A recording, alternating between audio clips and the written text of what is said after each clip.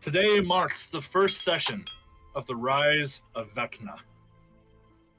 The previous campaign had ended with the destruction and tarnishing of Western Ukal's main militia and government falling to the Drow Elven forces, being led by Thaddeus and very soon thereafter by Vecna himself. After the capital city of Western Ukal, Ravana, was overrun by Drow and several members of the Seven Lion Pride being either missing, killed, and or honestly being a traitor to the nation. Needless to say, the nation itself is in shambles. Currently, as it stands right now, Ravana has fallen, and so has the entire government. It was a pretty catastrophic fight where the Phoenix Force had tried to salvage some line of defense and bolster an offensive threat against all the Drow Elven forces. Though their efforts were great, they were unable to stop the ritual that brought Vecna to this plane of existence. And if they had not stepped in when they did, the takeover would have happened much quicker. But regardless, the city was still lost. Lysandra Frostmane, one of the generals of the Seven Lion Pride, had a very strong opposing argument against fighting the Drow Elven forces, stating that they were the smallest evil that they were dealing with. Her entire opinion was to ignore them and find the hand, so Vecna was never summoned. But now that has happened, Lysandra had taken all of the scholars and important political figures on a floating island that they had Dalaran style lifted up out of the kingdom to this secluded part of the mountains, in which the Phoenix Force teleported onto. I was just about to say, yeah. We all took a magic island carpet ride to the Madari mountain range, to the secluded, pre-prepped area of a medic camp, essentially. And through conversations with Dahlia and Yezreel, with Lysandra Frostmane, she basically said that all of her contingency plans of Vecna being summoned all hinged on finding the compass of location, which was never found by the party. That's right. And because of that, she is in deep research trying to find another way to save the world and kicked the party out of the camp, not wanting the help of Airolasian spies, in her words. So, with the party being more or less banished from a non-existent city, we find the group heading down the Madari Mountains on a beaten path with beaten spirits as Ravana is burning in the distance. We start this campaign heading down this mountain. Cain's just going to be completely silent. I think he recognizes that there are forces afoot that are much bigger than Cain, even the Phoenix Force as a group, evident by our failure, and so he's going to be just very much like, I don't know, my morals crushed. I also feel like I failed as a hero. You know, I wasn't able to necessarily save the day. And so I'll just kind of stay silent, and instead of sort of holding myself how I typically would, my shoulders are going to be kind of slouched, and I'm going to be kind of mostly looking at the ground, just enough for me to be able to keep walking forward. The camera pans out and kind of slowly circles the party as it zooms in on Cain Maxwell, go ahead and give a description of your character. Sure. So at the moment, you see a human male is about 5'10". He weighs around 280, really thick and built muscle wise, like huge traps. Wearing a sort of a dirtied brown white wife beater that's sort of tucked into a pair of camo pair of pants with a belt and combat boots. He is like not super pale, but like his complexion is quite light, and has very blonde hair that's like about mid forehead length. Yeah, I'm just kind of looking a little dejected as I follow in this sort of like party line down the mountain.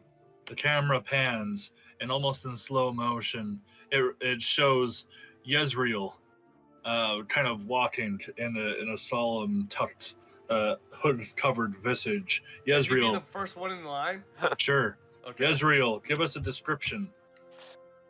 Yezreel's about a 6'6", although at the moment doesn't seem like it. He's slouched down, his thin body looking even thinner as goes through. Hard to see much of his features with the cloak covering his face. You can tell that he has kind of golden hair, disheveled, going across with an olive skin tone. The black cloak and garb that he typically wears is torn and covered in mud, blood, pretty much anything that you can think of. He's not looking good. Okay. The camera zooms back out and then goes back in to see two fairies flying next to each other. Adrona and Raven, please give descriptions of your characters.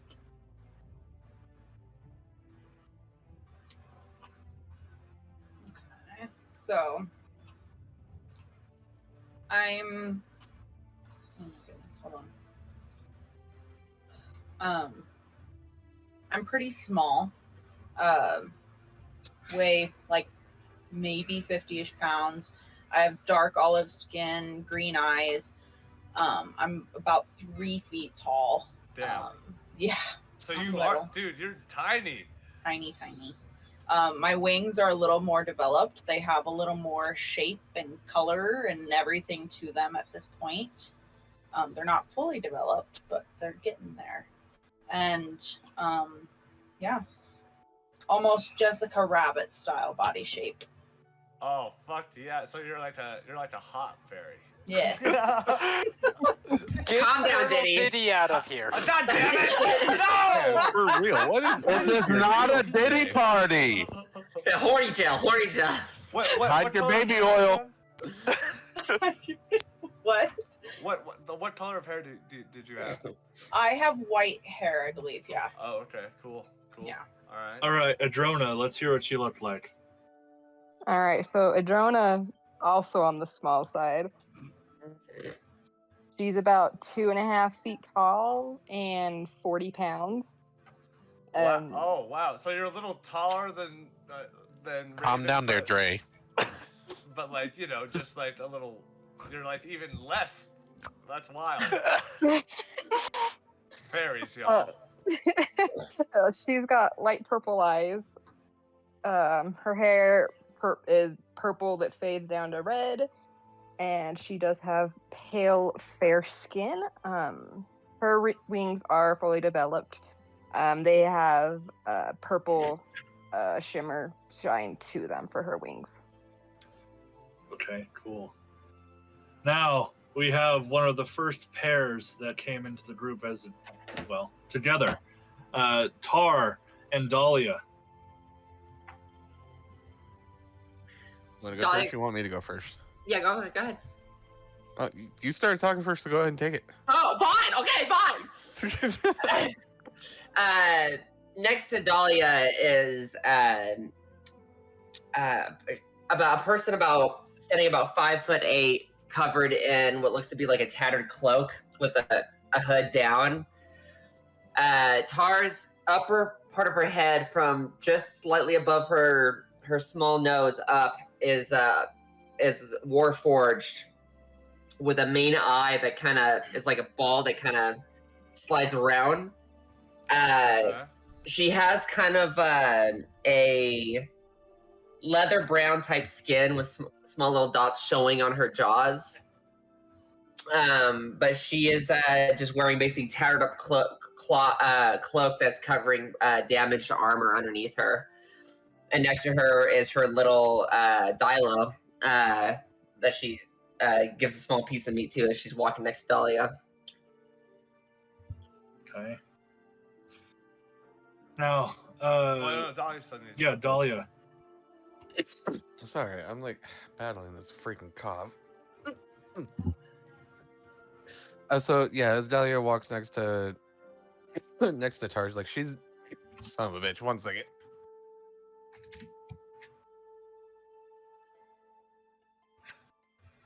I'm not sick or anything. I just fighting this cough. Dude, That's what a sick person says. well, 2 people out of this group are also sick, so don't worry about it. See if I can get through this. Okay, son of a bitch. Dahlia is like pretty tall. Not super tall. Probably like 5'8", 5'9", probably close to 6 feet. I mean, she is a dragonborn. Well, hold on. There's a difference between 5'9" and 6 feet. There's a matter of like 5 inches in there. That's what she Those said. 5 inches matter, okay? It's important to me because Cain is 5'10". That is important to you. 5'10" is how tall Cain is. Is he a short king? I had to Google how tall a short king is. Oh my god! And Okay. I'm on the cusp. Fine, we'll say that Dahlia is 6 feet. She's taller than Oh, fuck. you. You did this to yourself. Nope. But she's walking next to Tar, she's kind of dragging her feet, doing that like angsty thing as she wears the red scaled armor that the Gladdek had made for her.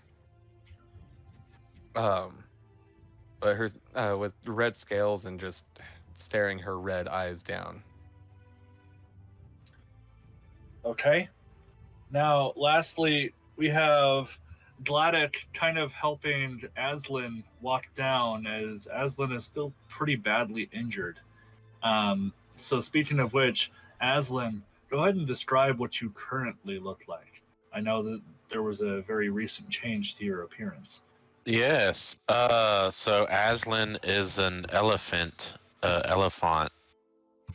He is 156 years old, standing at 10 feet tall, weighing just short of 1 ton. He's very rotund, and he's got a jolly, like Santa Claus-like belly, beer belly kind of going on. As he walks, it jiggles. He has green eyes, and almost like if you've ever seen Jujutsu Kaisen, he has like two fourth eye slits underneath his main eyes that are closed that he used to have when he was a Hierophant. Oh, interesting. That's cool. Yeah, They like closed up and matured. yeah, they're like scars basically, but they're right there where they used to be. That's He has cool. green eyes, large like woolly mammoth not like for humanoid sized more like woolly mammoth tusks that have like wrappings and little piercings on them. Gray skin with black hair, kind of like an elephant would have. And yeah, he's just wearing like a regular tunic. He's not really wearing any armor, just like hide and cloth. I will interject here. You do have the 2 slits where your other set of eyes used to be, but you are also missing an eye and an arm. Oh, that's right. I'm Oh, missing yeah. my left arm. I'm missing my left arm up to like a little shoulder nub, like kind of where the shoulder is. Like maybe a quarter of the bicep down is where the arm disappears. So there's like a little wiggly bit there. And then yes, and then his What is right eye is happening right completely now? gone. I looked away for 5 seconds. Oh, Colton was I mimicking was the arm demonstrating. jiggling. I was demonstrating. Demonstrate. Okay. Wait, I want to see. Oh, Oh, you weren't paying attention to that? Yeah, basically. I'm cosplaying as Aslan tonight. There you go. All right, Gladdek, bring us home somehow. Yeah, please. Currently smoking a pipe, deep in thoughts. A 4-foot, pretty stocky dwarf, currently in a travel tunic with a red flame embroidered on the front, the flame of Moradin. He appears to kind of like have leathered skin from his time working in the forge. Brown hair, brown eyes. The only other real distinct feature is in his beard that's been braided. There's 5 different types of rings in it.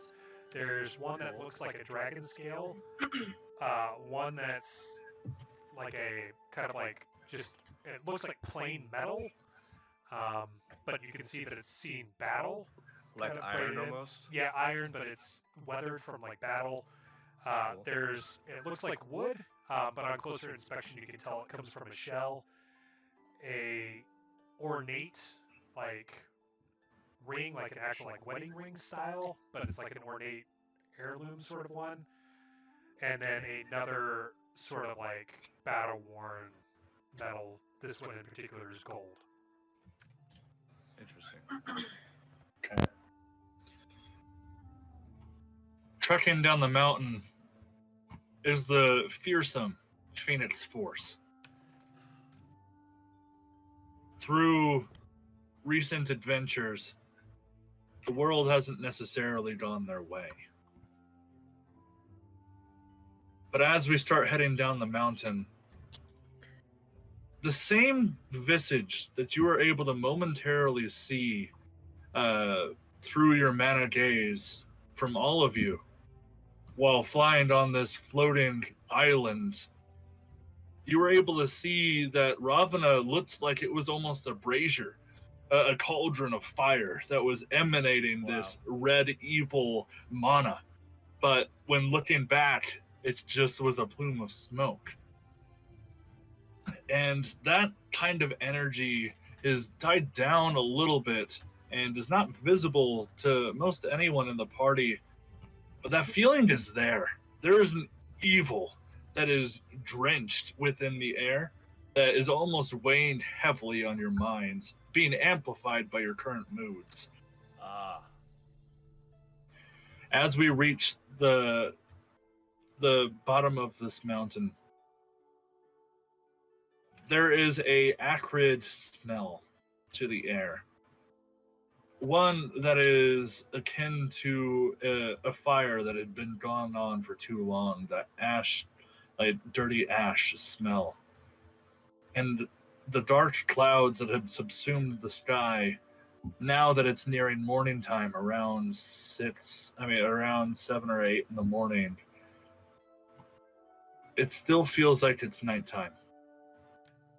There's such deep cloud cover that you can't even tell the time of day at the moment.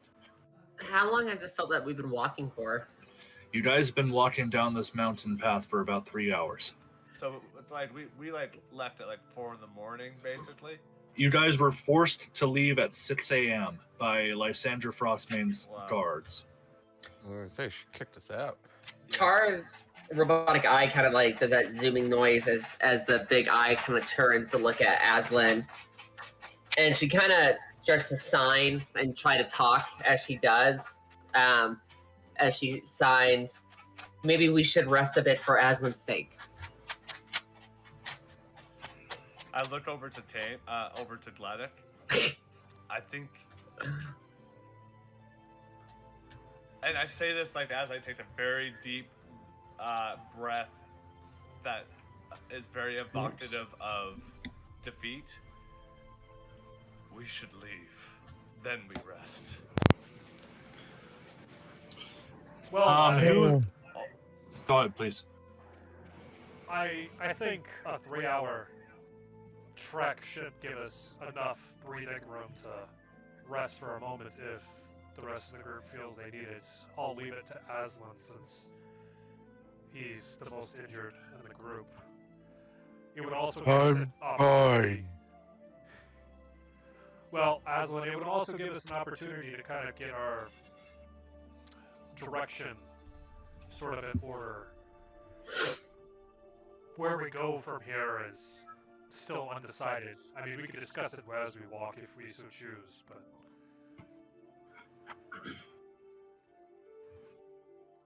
I just don't want to hinder down our progress. We have a long journey ahead of us.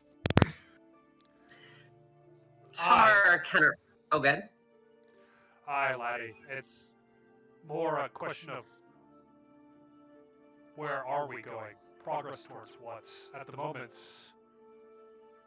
we're kind of a leaf on the wind with no direction. Tar signs. I need to go pick up my blacksmithing wagon before we go anywhere. Yes, then maybe... And Cain at this point has just kind of slumped into himself.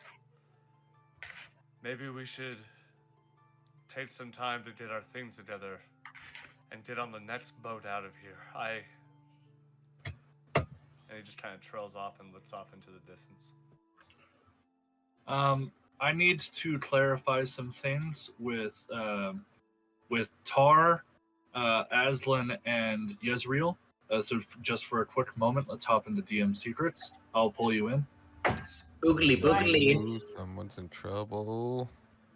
You're in trouble. All right. So from what I understand, we're going to be taking a short rest. Maybe a little bit longer than a short rest, so everyone can get ready to leave. Okay. A little bit longer than a short rest, but not a long rest. Okay. Yeah, Tara's gonna tend to Aslan, just making sure that he's healing okay. You can go ahead and... What? I thought Don was going to say Oh, I was just... I know Aslan had said he would rather, in character, said he would rather just keep pushing, and we brought up Tar's wagon. So I kind of took that as we were going to make it to Tar's wagon before we rested. Oh, fair enough. Yeah. Right. But Absolutely. I might have misread Okay. the room. No, that's fair. I Tar's misread the room. Tar's actually, as we're walking, she's gonna look at Aslan before she's gonna start weaving arcane energy from her druid path as a beast is summoned underneath Aslan that's strong enough to carry him. It looks like one of her dinosaur cows that's been pulling the blacksmith wagon. And she creates this mount for Aslan so that he can be carried easier. Kodos are canon in my world, so... Yes! Yeah, Kodos! I was dude. gonna say no perception check needed, but Aslan's putting on a strong face when he says he wants to keep pushing. Like clearly there's some open wounds that have reopened by doing this hike, and he is mentally not in a great state. Well, yeah, and you're like probably compensating for the whole Vecna stuff that happened recently. Yeah. Yeah, so she summons a Koto for him. Okay. With the assistance of a Kodo, you guys are able to move at normal speeds. You could even move at elevated speeds if you felt necessary. Gladdek But is the gonna trek... cast- Oh, sorry. Go ahead, please. Gladdek is going to cast Warding Bond to split the pain with Wow. Aslan. Okay. You don't feel a whole lot of physical pain. And when you feel this, you can tell that a lot of the pain that Aslan is currently going through is purely emotional. But Despite his wounds? this will help if pain flare-ups do happen, and I'll let you know. It feels like the drug back home. We call it Dilaudid. Okay. So, even at a quickened pace, it's going to take a few hours to get to Ravana. You guys were able to travel very quickly on that landmass, much to the chagrin of all the spellcasters that made that happen. But you guys could probably get there a little after lunchtime. Is there anything that would like to be discussed before we get to that point? Tara's not going to really talk that much, so let's talk to her. Where did Cain go? He had to step away for just a moment. You get that big Go bathroom. I would definitely make sure. Aslan was going to RP something. Okay, go ahead, please. As he's riding this coda, whether people notice or not, he kind of extends out his right hand and tries to cast a spell. But nothing happens. There's like a sputtery flame, but then it dissipates. And he just looks at his hand and looks at the stub. And lets out a sigh. Can I say Dahlia would notice this? Aslan, were you trying to hide this at all? No, not at all. Yes, it's reasonable that you would see this. Dahlia is saying that she comes up to your side, Aslan, and says, I know it must be an adjustment, but if it helps, I can't cast magic either.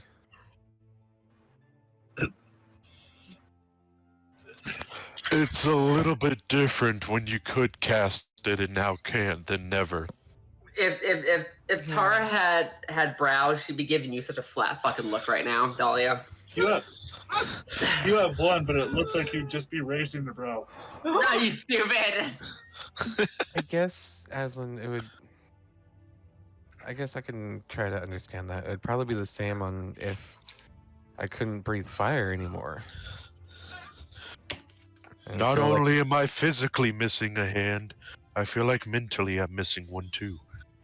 I feel like a piece is missing from you. And I'm sorry that you have to feel this way, Aslan. It's Really okay.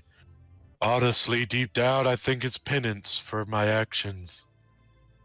Your actions, I think, were purely brave and No, they honorable. were foolish. Everything I Admirable. did felt self-centered. And even at the end, I tried to grab the eye and in turn lost my hand. Every step I made a mistake that felt like I was 2 steps backward from who I used to be. Tara interrupts this as she signs. She goes, "Because of you, I am becoming who I used to be. We all make mistakes. That is how we grow, Aslan." I feel like we're on a similar journey now, that I need to become who I used to be.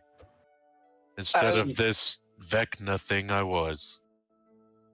As Aslan's talking, Yezreel will step up as well, too. Aslan, do you think that I'm a failure and that I shouldn't belong here? Watch him say No. yes. Everyone in this party knows I have made more than my fair share of mistakes. That does not mean that you are worse or less than the person that you used to be. But you didn't bring a dark god into the world. You could say that I did. I have lost people, and they were my fault. Yes, you made a mistake, but you have saved people. You have saved us on countless occasions. We are here because of you. He gives like a sniffle, like, that's nice to hear. You get a sharp twinge of pain as your tear ducts in your missing eye try to activate. Oh shit! Dun dun. Ow! Tara signs. Does anyone know healing magic that could help soothe him? Well, actually, Gladdek, you feel the same twinge, behind your eye. It's almost like the feeling of the semblance of a migraine, but you get the idea that Aslan just felt the same pain, Gladdek.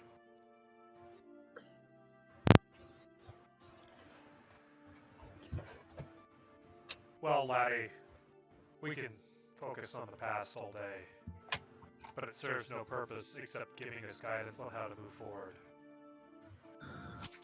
So let's move forward together. Who here in the group is proficient with perception? Oh, I am not, dude. I have a -1. Perception. Yes, real. I'm only half proficient. Adrona, I can't remember if you are. In what? In perception. Oh, let me see. Perception. Not me. Oh. 5 seconds. It's okay. No, wrong thing. I've got a +5 in perception. Does it have the dot filled in? No, it does not. Okay. So everyone who is proficient with perception, please give me a roll. You got it. Watch none of us roll. I like how nobody catched up on my double innuendo that I'm half proficient in perception, and I'm also missing an eye. Oh, dude, I was wondering what the fuck that meant, but now it makes sense. That would be a dirty 20, DM. Ooh! There we go. That would be a 25. Okay. So Dahlia, you passively have been keeping an eye on the surroundings just to protect the group because of the traumatic incidents that have happened over the past few days. Mhm. That watchful gaze of just out of sheer, almost maternal instincts of just making sure everyone is safe. There seems to be a figure approaching within the smoke billowing within the dark clouds, but it's hard to tell. However, Yezreel, you recognize this visage as they've given you letters before. There's this, it's hard to tell if it's a dark feathered hawk or if it's a raven of some kind, just comes swooping down from the sky as a person transforms into a 3-point landing in front of you. Tar draws her bow. Yezreel. You recognize this as one of the druids that work in the Thieves Guild of Ravana. Oh, okay. Israel kind of puts his hand out to have Tar put down her bow. He's okay. She does. I have a message from Hylar, but you're going to have to pay for it. It was not easy coming here with all the watches from Ravana. Yeah, 50 gold, please, and I will give you the message. There were a lot of things. You can either give it to us or I can get angry. And I want to, can I roll for intimidation? Tar nods. Tar You nods can. and hypes you up. Tar's like being your hype girl right now in intimidation. That You can is roll. going to be, Advantage. that would be a 26. Okay. Listen. I'm no mere messenger, okay? The city is besieged right now. The Thieves Guild is in shambles and is being attacked as we speak, and Hylar insisted that Yezreel is important enough to receive a message at this time. Kill me if you want. The rest of my family is already dead. 50 gold or no message. It's okay, guys. Yeah, I'll put my hand on Dahlia's shoulder and just kind of shake my head. Israel hands him 50 gold without hesitating. Almost as if this character is used to backlash, doesn't even respond angrily from the comment. Okay. Hylar specifically asked me to give this verbally. There was something that happened with a figure named Lotus. He's no longer with Hylar. and for whatever reason had vanished as soon as that weird ritual thing happened outside of the city. He said that he's trying to prep the ship, but it's being besieged, and he's with Gore trying to figure out how to clear it all out. He said to meet him just north of Ravana, and they will try to board you onto the ship outside of the docks. Okay. It seemed like he had some kind of injury. He was walking funny when he came up to me. Are we all hearing this? Yes. Yeah. Yeah. Right when he brings up Gore, I wanted to make eye contact with you, Dahlia. Oh yeah, That's no, I've been. Dahlia wants clarification. She asked, like, Lotus was limping.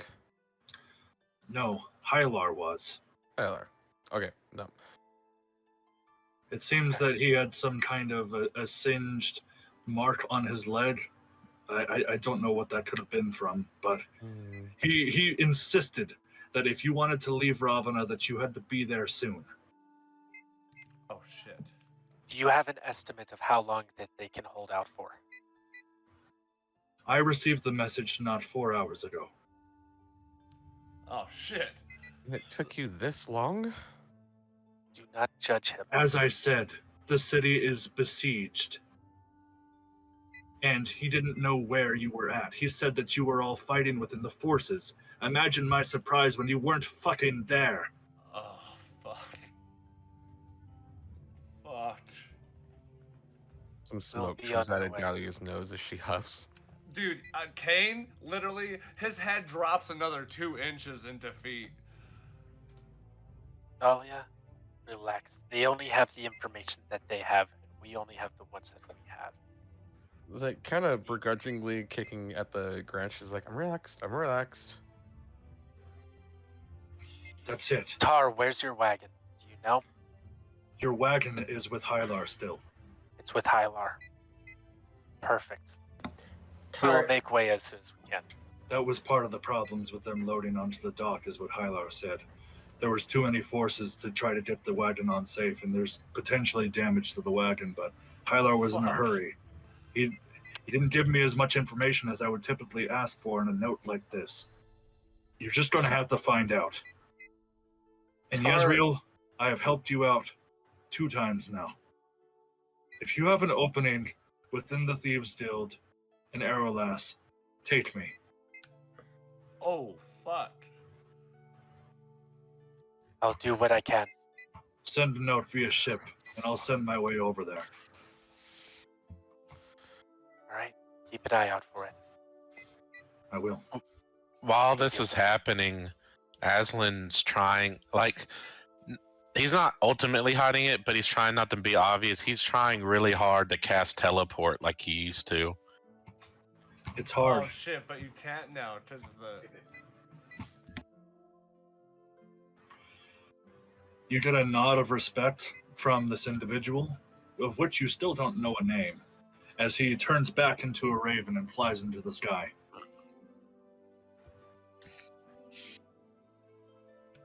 We know our next step. We must go. I am not leaving Hylar. Yezreel's words is the only thing that is like making me continue to move forward and not just sulk in the earth. yeah, Tar's moving out and commanding the Koto to move out with her. So, you guys are going to have to travel pretty close to Ravana. Oh, Now, boy.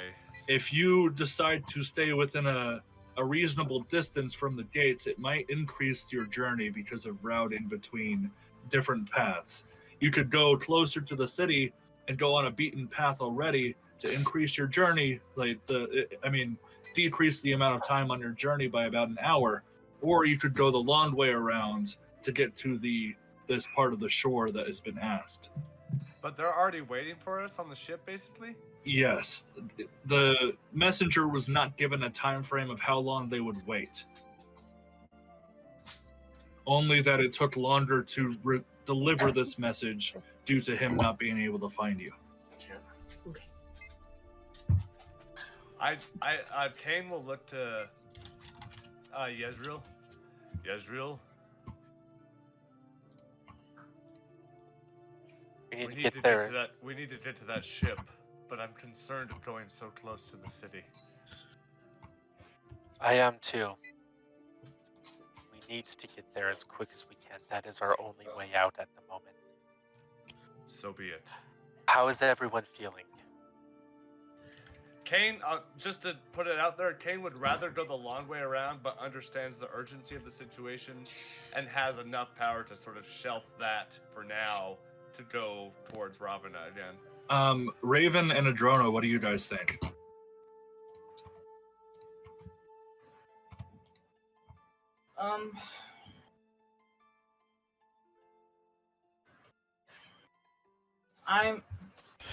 I'm fine with the long wave. I'd rather go the safest than. Okay. Adrona's going to be on the same page. She'd rather go whatever way is going to make the majority of the group more comfortable and feel safer. Okay. Now, the journey in total is probably going to take another 3 hours or so. So, is that the long way? Going the long way would take a little over 3 hours, between 3 and 4 hours, as to where the shorter way would probably be between 2.5 hours. But is higher risk. Do we want to risk that hour?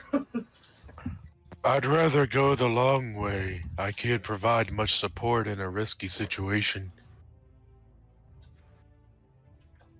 So do we have a group consensus that we go Yeah. the long way? I mean, majority rules, yeah. Yeah. I mean, Yeah. Yezreel will begrudgingly agree. Okay. Cain will Tar- also begrudgingly agree. Tar will sign and say, I can scout ahead and get there to stall them if need be, as she signs. I just shake my head. We need to stick together. Tar nods. She's like, then I'll scout from above. As she kind of like does a backflip, and as she does a backflip, her body kind of shrinks into like a flesh ball, and like milliseconds before it explodes into feathers, and she's like a large hawk, and she's gonna go high in the air. Cool. Okay. So you should have like a robotic wing. Yes, it is robotic. It's a cyborg hawk. Yes. Yes. So, as we continue forward on the more safe route, we travel for a good hour and then hour and a half. And Tar, as your transformation is about to hedge its time limit, and I don't know if this has changed in the new updates, you might have to correct me if I'm wrong. But I want you to give me a perception check, and I believe hawks have advantage due to their keen eye. Yeah, they have it. Someone do a hawk noise. They do have their own perception stat, so you'll have to keep that in mind. Or no. Wisdom checks. Soft stats stay the same. Yeah. Okay. Yeah. So do just a base wisdom check. Okay, at advantage. Advantage. Yeah. Co. 1 second. Man, Jury's shit. my favorite class, and I forgot. What did I just roll on accident? 1 second.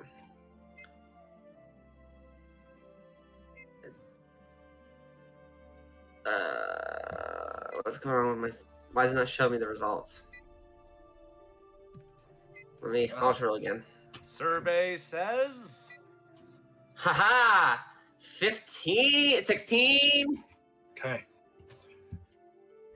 With you passing the check, go ahead and give me a mana sight check, please.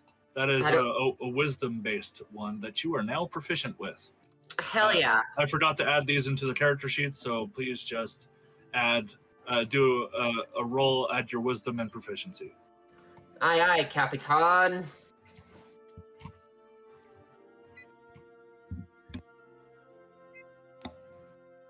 Uh, 4 plus 5 is 9, and then you add wisdom. It is a 10. Okay, that's fine. You're taking a look, and you diverge from your path a little bit to kind of check on like all areas that could affect the party, and you find yourself flying a little closer to the path that you would have been on. And there is one of those drow elven hulks that were rampaging through, that one of which that killed Felix Evermore, although you're not sure if it's the same one or not. But you are able to like sense that same like red hot evil like essence from the city, and it seems to be pulsing now.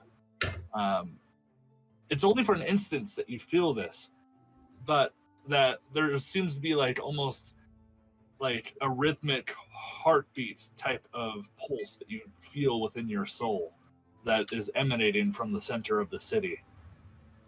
Not sure exactly how to feel about this. You fly back to the group, but you do not seem to be in imminent danger.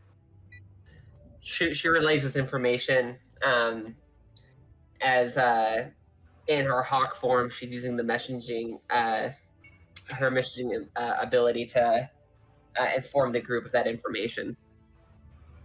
Okay. So we continue forward. But sorry, she does say that something seems off. She's starting to see things that she normally hasn't been able to see before. She doesn't understand why. Okay. We travel for about another half hour. As Tar, you feel your time about to expire. You fly back down to revert as not to fall about 100 feet. When her form lets go, she's actually going to let it happen at that height as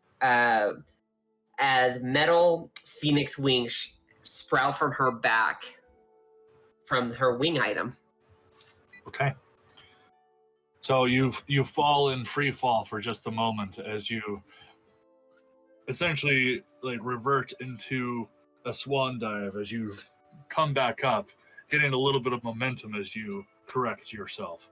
Yep, and she's got her bow at the ready, and her new bow at the ready, and she's just keeping an eye on everything.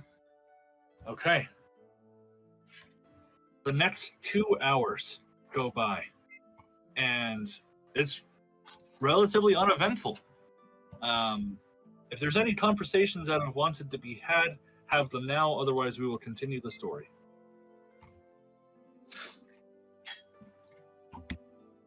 Okay.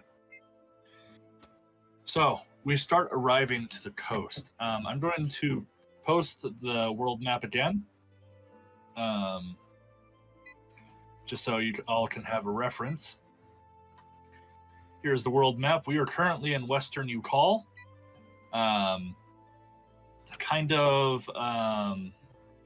If you go to the N in Western and go directly down, that coastline is where we are currently at.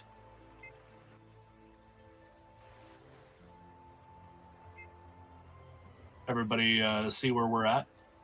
Yep. Would you post it? In the chat. Yeah, the N in Western, just go directly down. That kind of nib is where the coastline that Hyler had asked you to go to. Okay. That kind of nib. Yep. So, you guys, it's a nice change of pace. Rather than smelling and inhaling an acrid, smoky air, instead you were smelling a refreshing and salty tinge when you take a breath in. And in the distance, you see a ship that is currently having the mast rebuilt.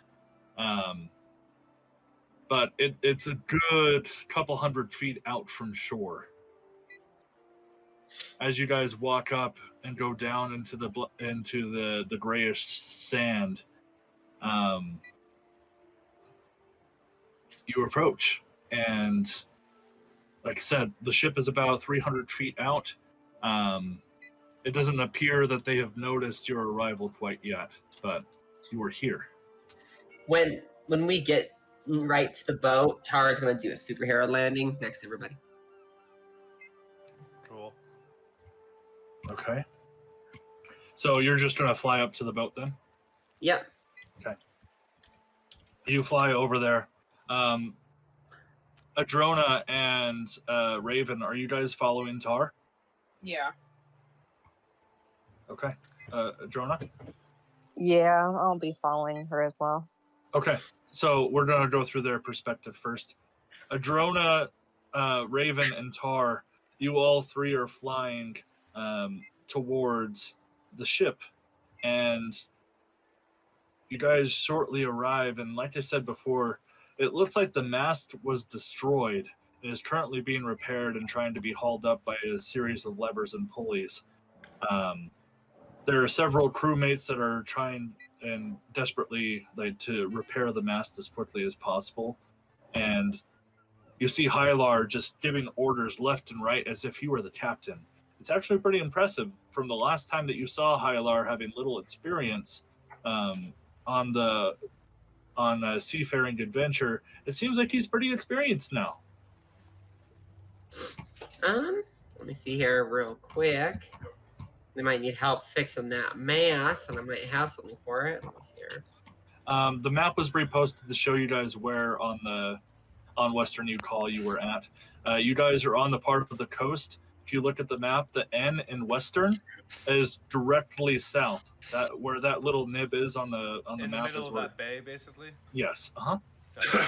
Aslan's going to hop off the Koto, kind of like a sliding down, and he'll just kind of give it a nice pet and say, "Thank you for carrying me this great way.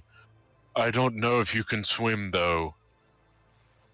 Probably not, dude. He gives you like a tilt of the head dog style, and then just kind of wanders off to find some like sagebrush to nibble on. Yeah, Aslan will I guess start looking for a rowboat. You don't really see anything that could be used as a boat nearby, but let's continue through Tar, Raven, and Adrona's perspective real quick. So the three of you arrive, and you see Hylar, Silverbow, giving some actions to the members of the deck to try to get this mast repaired. And it doesn't seem like he's noticed you. And in his current state, he looks very stressed and trying to get this done. That's where Tar's gonna do a superhero landing right next to him, then inform him of the party approaching. I'm also gonna cast Mage Hand to kind of lift heavy things as I notice people. There's a weight limit to Mage Hand, but you can lift some assistance. Yeah, stuff. Sure. Go ahead and describe how you have this conversation. Tar, as she gets up from her landing, she begins to sign. This time, not speaking with it. She's a little embarrassed as she goes. The Phoenix Force is on their way. They are just near the beach. Hylar. Oh, you all made it out alive. You all made it out alive. She actually smiles to this and she goes, yes, we made it. Not in one piece, but we made it. Yeah, my eyes, I'm like... You see Hylar, it seems like he's actually gotten a bit more muscular. Used to be pretty slim, a similar physique to Yezreel himself, being a wood elf. He's got a golden iris around his olive-toned eyes. He's got dark tanned olive skins that is now rugged and rough from the beaten times in the sun, being the captain for the ship in Yezreel's stead. He's about 105 and is at about 6'5". And what once 105 and 6'5", dude? What? He's an elf. Yeah. Wow. He That's live as fuck. He is he was once 160 pounds, pretty skinny and lanky for a wood elf, but it seems to put on a good 40 pounds of muscle. It's filled out his form quite a bit. He's not exactly bodybuilder, but you can tell that he's very much filled out his form, more so than had been prior. Absolutely. Men, lifeboats now! And you see an immediate reaction and stop work. The only workers still currently completing their tasks are the ones holding up the load for the main mast. And you see that there are 2 lifeboats that are coming, or dinghies that are kind of being lowered down and being controlled over to all of you. Tar is going to turn into a cyborg gorilla as she's going to help with the mass. This will be your 3rd wild shape of the day. My 3rd one? Oh, second one. Right? Okay, cool. Second. Yeah, second. Okay, all right. She's going to transform, beat on her chest, be sure she like rushes over there gorilla style. Not being used to your newfound powers, the crew kind of freaks out a little bit, and not wanting to drop the mask, just kind of like look like real panic-eyed at you as you just full on like Hulk up the mast. And the workers on the other side, trying to keep it level, almost let it push over too far, but they're able to stabilize and put some metal braces in place. It takes about 10 minutes for the dinghies to come over to shore, but the rest of the party members can hop on. Although, Aslan, when you hop on, it kind of like just almost capsizes the boat.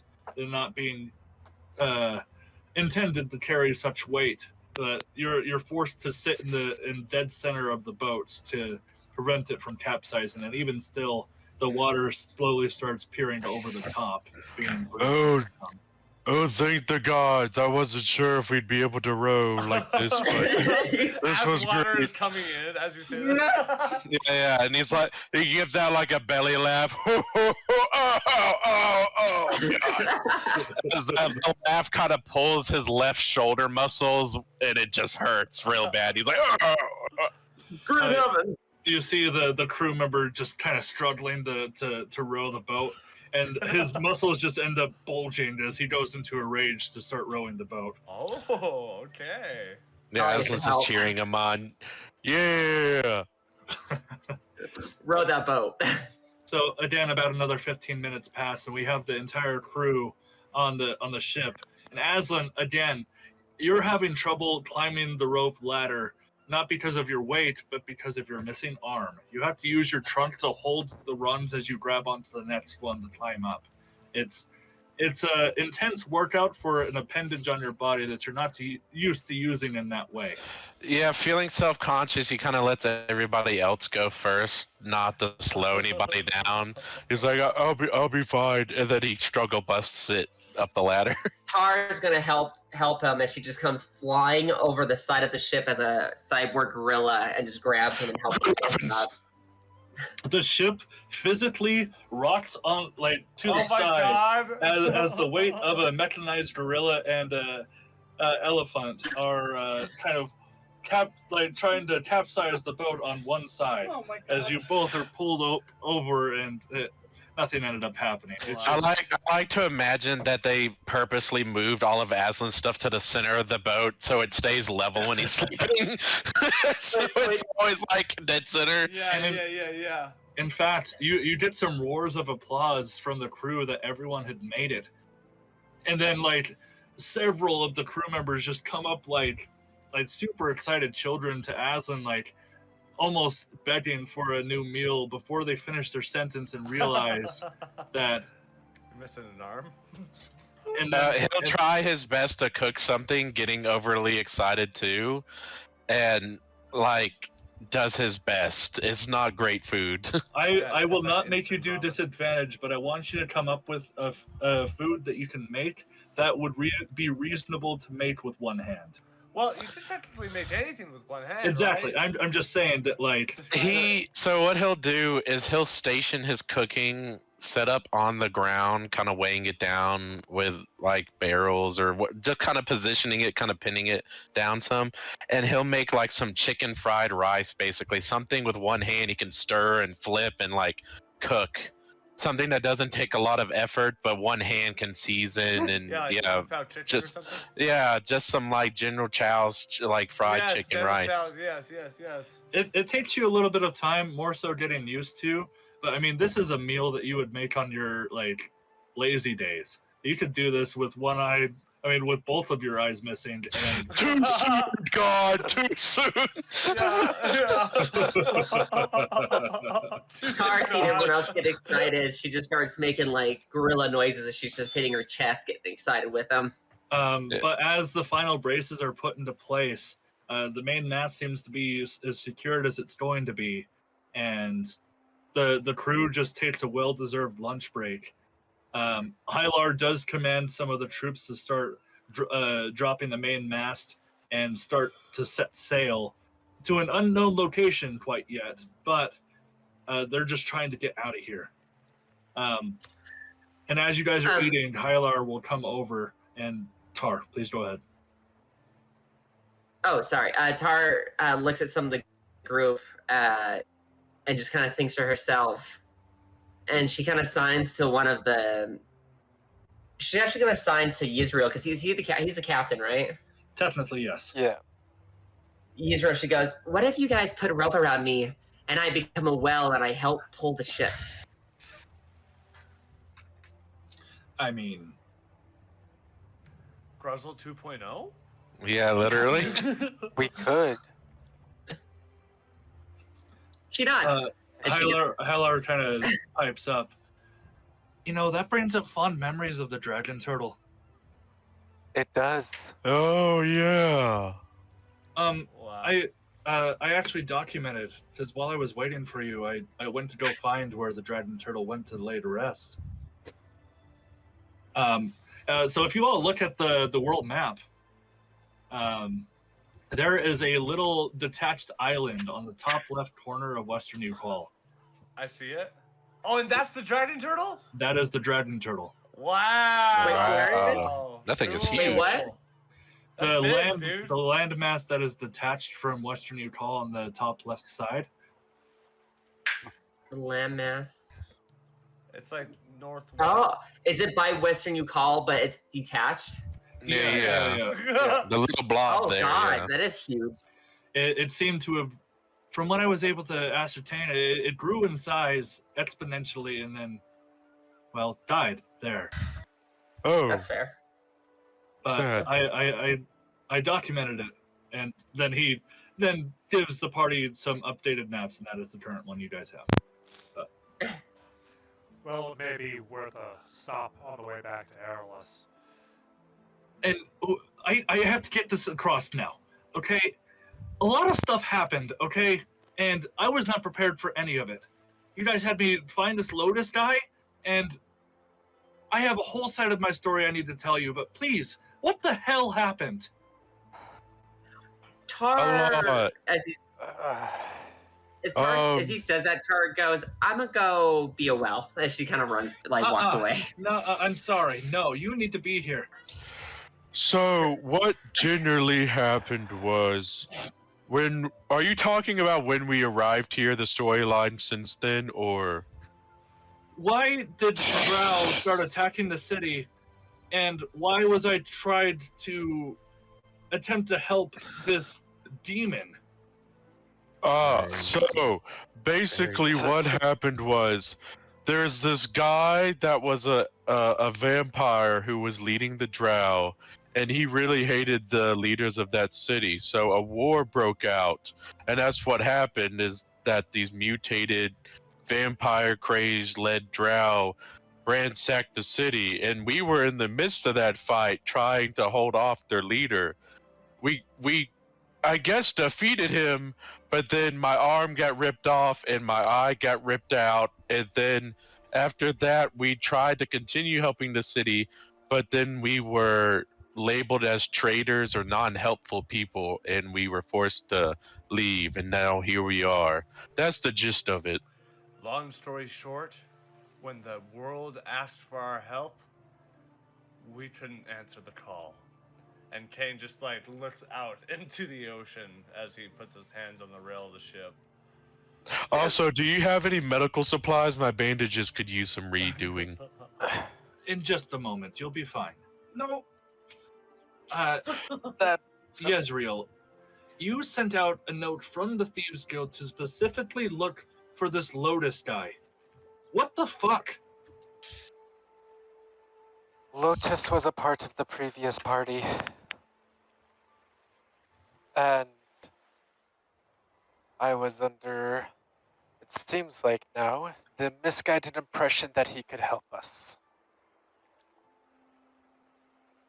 And He- Oh, go ahead. would have been a valuable asset. Seems like...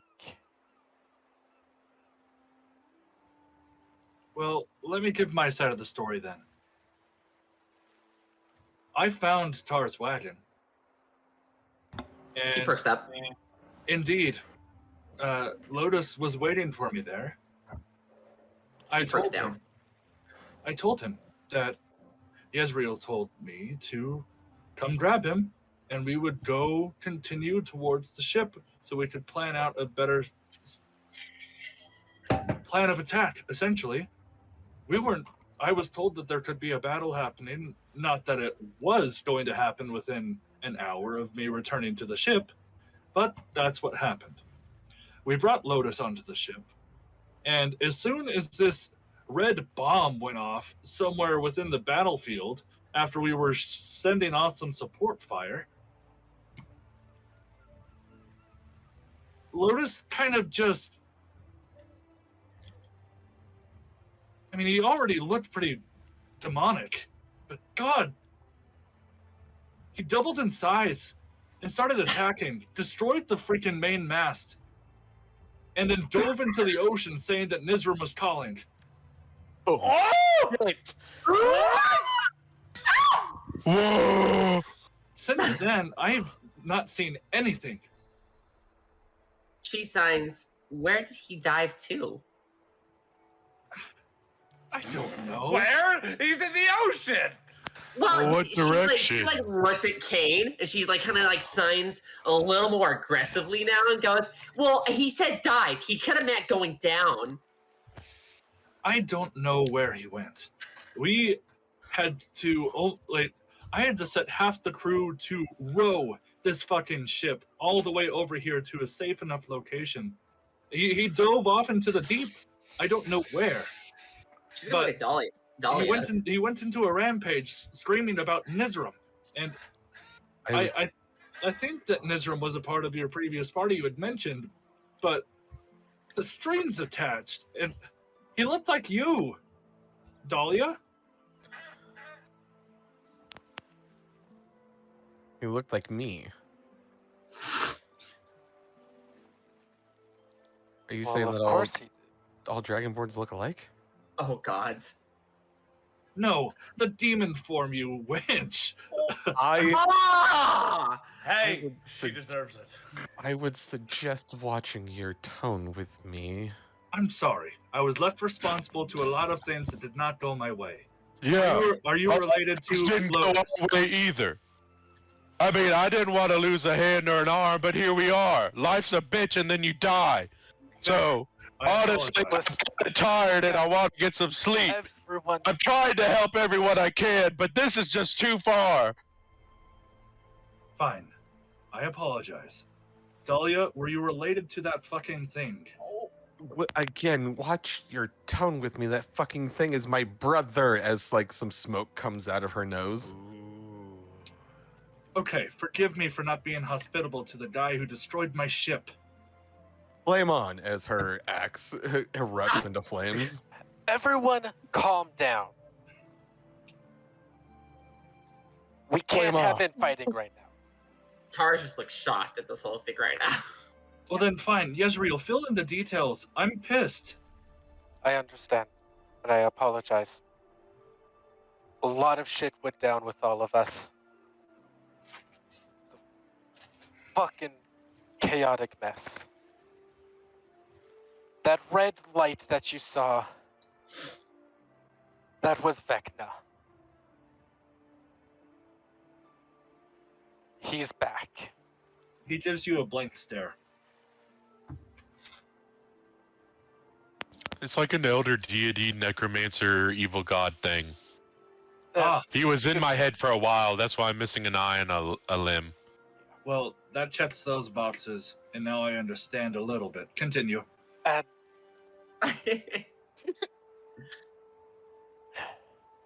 Vecna had control of, at least part of Vecna had control of Lotus. I'm sure of it now. I think when he came back to full control, Lotus lost his mind. And I apologize, Dahlia, but that's probably what happened. Tar just goes, we have to save Lotus. We have Whatever to he's- save ourselves right now. We can't save anyone if we don't protect ourselves. Wherever he's going must be important. Nizram must be important. We can ask one of the members of the crew. He had some training of a ranger. Maybe there was a hunter's mark cast and they have a more accurate place where he swam to, but we have to get out of here. I sent that message hours ago. We were on the mountains, if you call. 'Cause when everything went to shit, we had to get out. And thinking that hopefully that one of the lion prides was there that could help us. But they don't want our help anymore. They've banished us. Well, I mean, I guess that waves the green flag for Airolas to come assault. Pretty much. Tar nods. We need to do what we can to I mean, take that's- down Vecna. That's awful. Take down Vecna? Tar nods. There's does no Dahlia. land to conquer if the world is destroyed. Yisrael, what happened to you? We were in the Thieves Guild together. Then you went to go work for some fancy pants, taking all the fancy jobs. Then we're all of a sudden diplomats going to another continent, and now you want to save the world from an unknown threat. Tar nods. I understand. Damn. I haven't told you the full story why I've been with that diplomat. But still, that was not my choice. So what is your choice now? Saving the world. Right now, going back to Airolas. And then figuring the rest Tar. out that later there. Okay, Cain, sounds good to me. yeah, Cain just What? doesn't say anything and just definitely shakes his head in agreement. You know, I Tar- want to say Yeah, but- something. Okay. I know we are all shaky, and we all need time to rest and recollect ourselves. But there's something that I've been thinking about for a while. We are all very powerful people, and we can help this world. There are times when the thunder of 1,000 swords does nothing to shake failure's grasp, but it is in these moments when defeat seizes the horizon that victory lies with a chosen few. And I believe that we have the power to do something. We are not Tar fucking- ordained by any political kingdom. I believe right here and right now we need to make a vow that we help this world by stopping Vecna. I lost a damn arm, and I want to give him a little something back for it. I think I'm convinced now. Thanks, buddy. Tar fucking nods. Cain is. All right, I'm gonna go sleep now. Sorry, Cain. No. In fact, I might follow after you. Not to sleep per se, but Tar, could I This is talk to base. you privately for a little bit? Tar nods. Like always. But she She puts her finger up real quick, and then she looks to Dahlia and looks to Israel and looks to what was his name again? Heinsberg? High roll. Heinlark. I roll. He's not bald and has a goatee. Okay, right. She looks at Heinlark and she signs. She goes, "We should still talk about this Dahlia thing. I mean, this Lotus thing. I swore an oath to Dahlia to help her find and save her brother." I swore to Yezreel that I would help him with his mission, and it seems like it's not over. So I'll do what Yezreel does, and that's the last of that. Tar looks at Israel. Dahlia looks at both of you. Can I eat him? Don't we have Surtur still? DM Tar- notes, Surtur was is with not Lotus. here. Yes, Surtur's with Surtur- Lotus. Surtur Yeah. had Oh joined. yeah.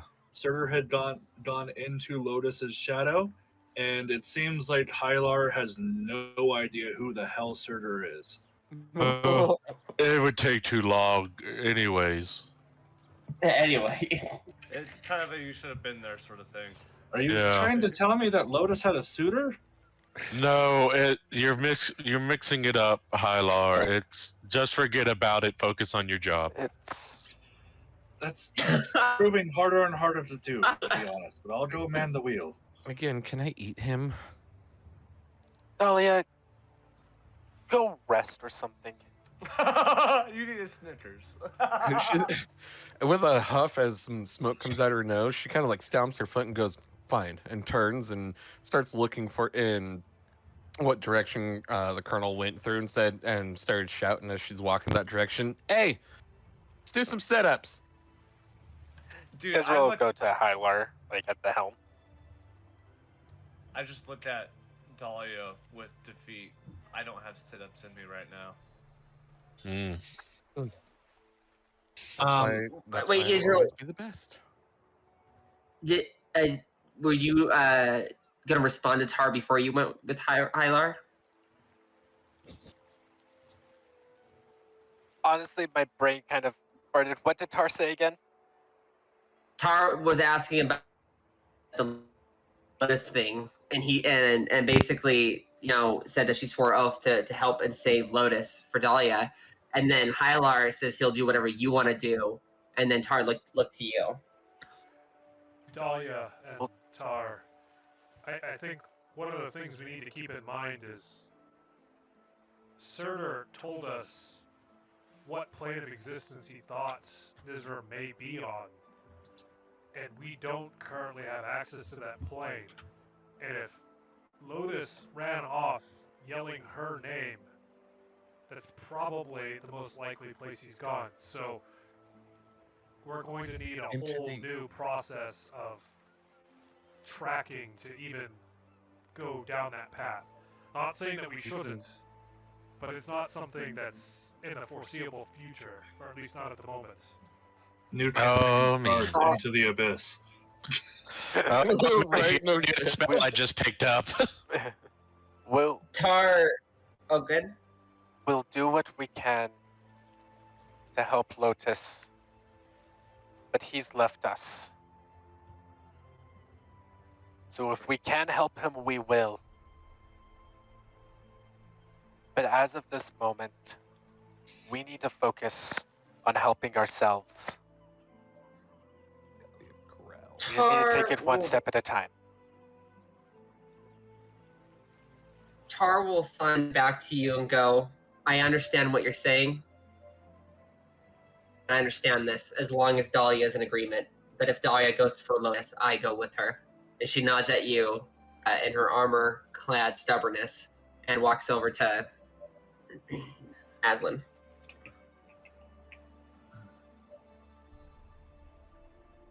At this point, I want to say Dahlia has left. She's done entertaining this conversation.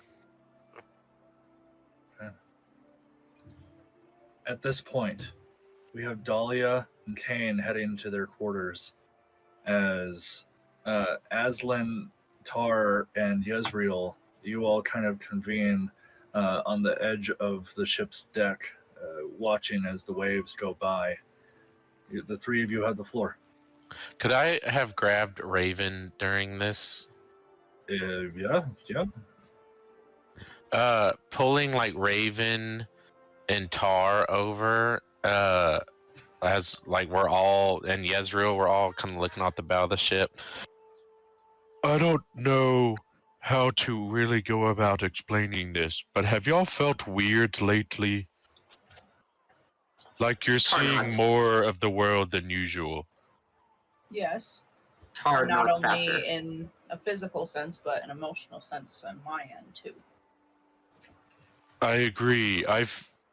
It's like I can't fully picture what you originally saw when you saw mana or controlled it, but I feel as if I've been mana touched myself. The world is more vibrant looking and I can feel its heartbeat almost.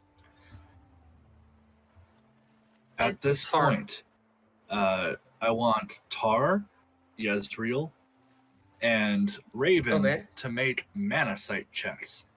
Tar and Yezreel do them with proficiency. Where do I do that? I haven't added it yet. Roll a d20 and add your wisdom. Okay. Oh, there it is. What? But Wait, what do you mean by Tar- proficiency? Tar- Sorry. Tar and, When talking about proficiency, just add your proficiency bonus along with your wisdom. So Oh, wisdom, cool. right? Yeah. 25. Plus 12. 1. Plus... Where is my proficiency bonus? Oh, there it is. What's 4 in there, That's DM? I think there should be a 4, right? Proficiency. Or is it 3? I got a 12. Okay. By the way, I'm a perfect 4. I don't know if you saw my trick earlier. I did. Proficiency is 5 right now. Oh. Yeah. Don, they're having a conversation about their mana touched parts. We're touching the mana. So we had a 12 and what else? Yes, roll 25. Okay. And what was yours again? 12. 12. Okay. All right. So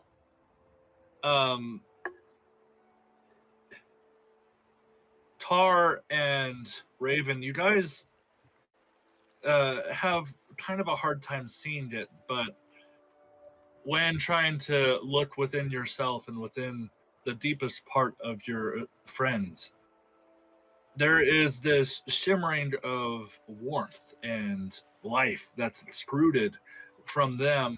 I mean, extruded from them more so than any other like deckmate around you. But Yezreel, you close your eyes, and as you open them, it's as if you opened up a second set. You're able to see the finite weavings around that are controlled between yourself, Tar, and Aslan, as to where Raven seems to be completely fine. Like there doesn't seem to be anything beyond the norm. It's almost as if there's a fog that's being built and formed within a candle in their spirit that is emanating around their form. And it's disorienting because it's as if when they move back and forth that there's an after image that follows them. And it's the craziest thing. But you see that within yourself, Tar, and Aslan. And Raven. No, not Tar, Raven. yeah. Oh, my bad. This kind of reaches out almost like a curious cat type thing and like touches the thread. Yeah. So you go out and touch this thread, and who are you reaching out to? Aslan. Aslan, you feel a touch that has not touched you. Oh. Wow. Jesus. Weird, dude. Weird. A date Is that first. so weird? My Yeah, Don't worry Aslan. about where Yezreel's touching. Aslan feels that connection and in almost a sense tries to grab back at the thread. It's so strange. It's almost as if you are feeling each other's movements before they happen. And you're not exactly sure what that means. And now that Yezreel has pointed it out, it's easier and easier for the four of you to see it. Raven, you've experienced this yourself, but it seems like everyone around you has gained the potential and knowledge and experience that you've taken several weeks to learn overnight. It feels weird to admit this, but Vecna did teach me something.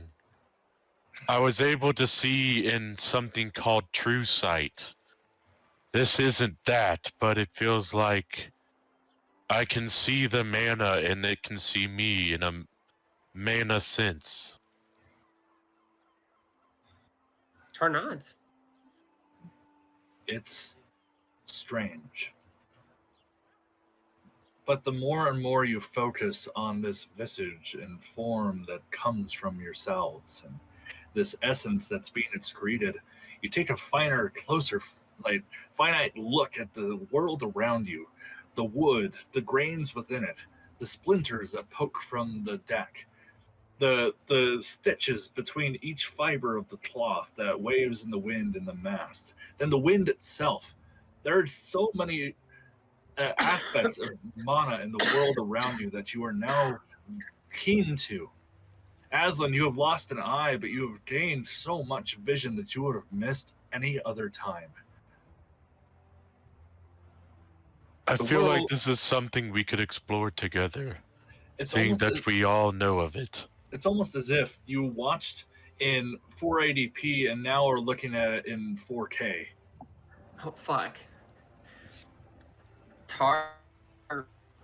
Signs, I agree. Training, we must train together. Explore this. This is amazing. Israel just kind of like nods in agreement as he's still just messing with the threads of like the wind, air that he's seeing. I want to add one more bit of information to your 25 roll, Yezreel. Raven, as you're looking around trying to see what everyone else is seeing, you're able to see like small visages of it, and it's tough. But as you turn around to try to look out to the water to see what you can find, Yezreel, you see it like almost an explosion of white light come from the wings on Raven's back. Wow. Your wings are gorgeous. Okay, can I question? Do I feel what's happening? It's just I can't see it essentially right now. You cannot feel it. Okay. And you haven't been able to see it because you can't see your wings. Right. Well, no, I mean like the mana in the air. I mean, you can sense it. Right. That's what I was But you're not. You can like fifth sense it, but not like see it. But the reason you're unable to see it is there's a lack of understanding and like functionality that you have yet to grasp. But this power that's growing within your allies seems to be granting them that power. Israel's kind of looked gravely. Raven, I'm gonna do something. Are you okay? Sure. I can see wings from you as Israel reaches out and traces the outlines of the wings. It's incredible. Raven, although your wings do not grow, you feel the weight increase on your back, almost as if you were carrying a fully grown set. Yezreel, you're carving with your finger and your dagger to form this intricate shape of a beautiful glitter-filled monarch butterfly wing behind her back. And although it's not there, you felt it. Raven, you felt it. You have wings. Her nods. Wow. That's the thing, is like I've always felt that they were there. It's just the power that they hold is the unknown to me. But that's the thing. I think we need to believe in the power we hold and breathe it in. As he'll kind of grab Raven's hand if she'll let him, and he'll kind of slowly gesture her down into a meditative state, and he'll kind of grab he'll ask everybody to get into like a meditative state. This is something I never understood among my people in my druidic tribe, but they said to be one with the world, you need to let go of your thoughts and focus on what is around you and in you. Breathe deep with me. Char really and giddily joins. You entertain this? Oh yeah, like because that's pretty much how Raven discovered it in the first place. Is she was trying to become one with who That's right. nature was. Raven, I was trying to pull that back up. Raven, Wow. give me another mana sight check at advantage. Hell yeah. Power of mana friendship. Hell yeah. Fuck the rest of them. Definitely need some incense right now going. Oh god. Oh. At advantage is still a 4. Oh no, it's 5. Okay. So although you're not successful, you feel that what you had done previously was the correct thing. That mana is not this magical power you can draw from your knowledge as what you do with your wizarding capabilities. But it's something that's deeper than that. And that understanding is just compounded by the ability that Aslan has bestowed upon you. You know now that all you have to do is look deeper within yourself, and eventually that will be the key to improving your understanding. But we're going to continue with Cain and Dahlia. You guys walk down the hallway into the quarters, finding your own individual chambers, having your rooms side by side from each other, crossing ways.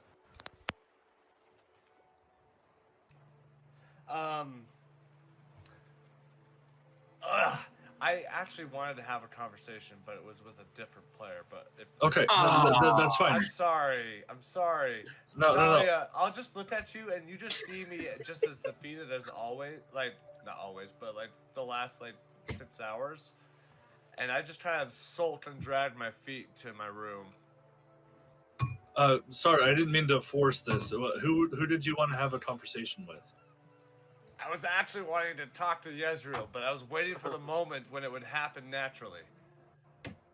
Okay. Sorry. I'm sorry. No. But we're going to be on a ship for a few days. I figured. That's why I haven't spoken up yet. Okay, we'll keep that in mind. I'm sorry, I didn't mean to railroad. That's okay. That's okay. Okay. Dahlia, you head over to your room. What is it that you would like to do?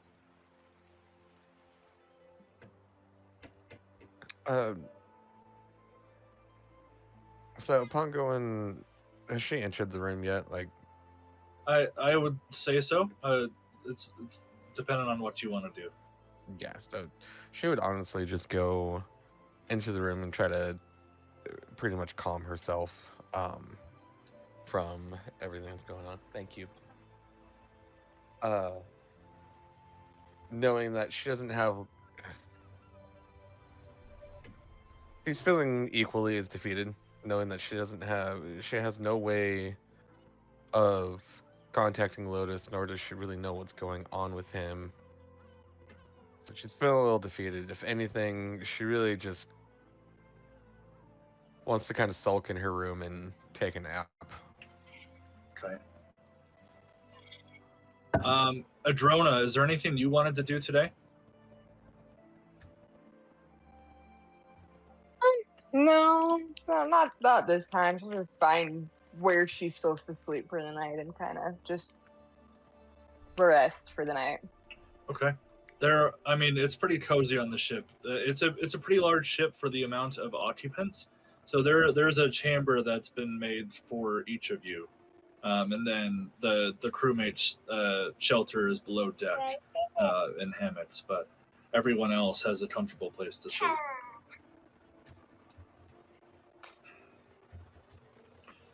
I'll find one of those places and one of the rooms and go to sleep then. Okay. Unless if there's anything that anyone else would like to do, I'm going to fast forward to tonight. Cool. Tar did want to say before we walked away, she signs everyone. She'd be like, we should have like a mana group that is the one rule that we don't talk about mana group. And she just nods. Oh my god. We just meet up every day, but don't communicate it to anybody else. She nods. That's funny. Before I get sidetracked, Aslan, can you change the sound? It's getting a bit choppy. Yeah. I was going to ask if that was just me or anybody else. I Yeah, turned same. it down. Interesting. Let me see if I can't fix something here. Okay. So, as the nighttime progresses, Dahlia, you hear a rapping on your door. Maybe you stop the stream and start it again. Yeah, is it doing? Yeah, it's still doing it. It's just. It sounds like it's It sounds like what skipped frames looks like. Yeah. What a description. Okay, how are we now? Oh, that's much better. Yeah. Okay. Dahlia, you hear a rapping on your door. At this point, it's the moon has just started to arise, and you feel that the increased size of the waves as the tide is starting to roll in is slowly starting to rock the boat a bit more and more, and you hear this rapping on your door. She gets up very begrudgingly and kind of like with slumped shoulders and an attitude about it, walks over to the door, grabs the handle, and just like throws it open and just stares.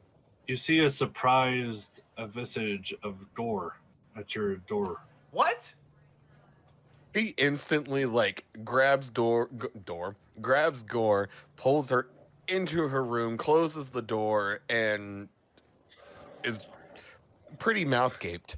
For the first time ever, you hear a grunt of pain from Gore. Oh, she's hurt. Are you okay? She slowly and gingerly releases her grip from your embrace and kind of reels back and just reveals an entirely bandaged torso. Oh.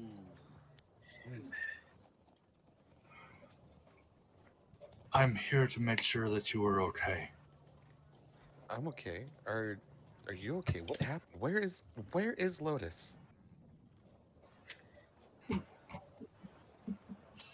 I'm starting to think people assume he's a traitor.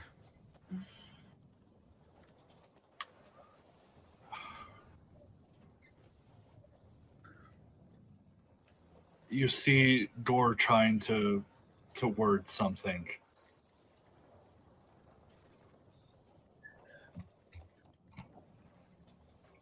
She really just like stares and kind of like tilts her head and like I don't believe that Lotus is a traitor. well, of course he's not, but where did he go?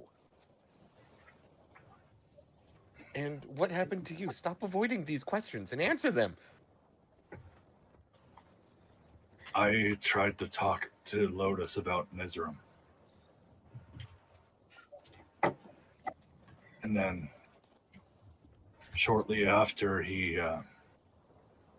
there was this explosion. He hulked out, and I always thought that I was an even match. And she starts unwrapping her bandages as a very deep gash within her chest, where a claw had been impaled in her chest. Dahlia covers her. She gasps and covers her mouth and has her sit down on her bed as Dahlia attempts to administer some kind of first aid, like dressing the wound, cleaning it, something. She brushes it off and just wraps it back up to prevent it from bleeding again.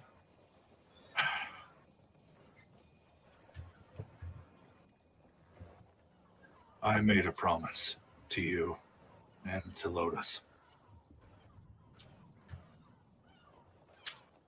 I will help. But, Dahlia, I hate to say this. That's not Lotus anymore.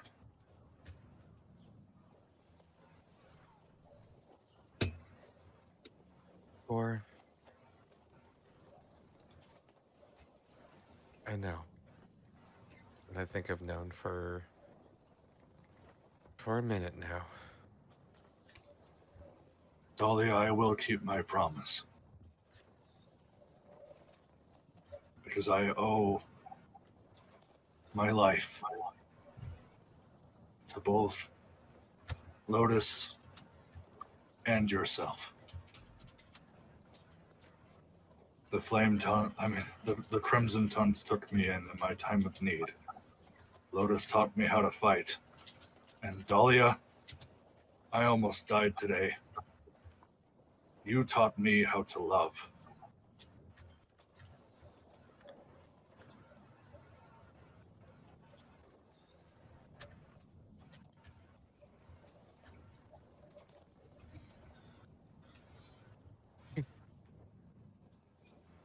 Oh my god. I'm waiting. Dahlia kisses her. Oh! Yes! Dude. Yeah! It's a firm embrace. With two masculine figures, it's just... There's never been so much closeness that either of you two have ever felt. And we'll let curtain close, and whatever happens behind the scenes is canon to you and Dora alone. Hey, when the ship's a rockin', don't come and knock. Wait, are we getting a fade to black moment? Yeah. It's relevant for the table. There is a fade to black, but it is unknown other than Dahlia and Dora what happens. Oh! Well, actually, you know what? Actually, That's not true, because poor Cain Maxwell is just right across the hall. No, isn't he my neighbor? The ocean's loud enough. Fucking, everyone on that whole floor is gonna know. No way, no way. Yeah, you're gonna hear the woods splintering in the Yeah, floor. yeah. There's gonna be a sudden increase of. There's gonna be there's suddenly the ship now has a furnace. Now, When did we get a sauna? when the night progresses, midnight approaches, and the once calm, relatively wavy part of the high tide at this time of night starts to pick up. The same dark cloud that has been looming overhead for the last 24 hours is still there, but there's an intensity now. The wind picks up in the opposite direction. The ship comes to almost a standstill. The crew has to raise the mast, just so the ship doesn't get blown backwards. And things just seem a little intense, almost like a dry storm. And this brings up an important point. I know that we're getting close to when I usually end, but are you guys down to continue on a little longer than normal? I hate you if you didn't. Dude, I want it. Put us in Airolas and give us some shit. Nick, I know you have to leave early, and that's fine. I will let you know what happens in the meantime. Awesome. But I promise there won't be any super important stuff that happens.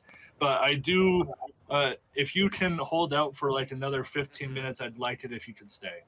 Yeah, I can stay until about 15 more minutes. I do want to have the RP session that cold sweating.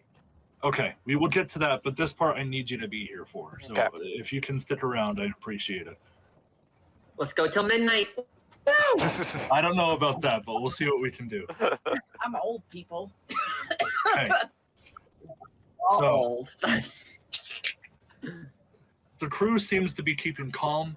There's nothing like a dry storm has ever, pushed them before. They just start working through the night until the flashes of red light start appearing in the sky.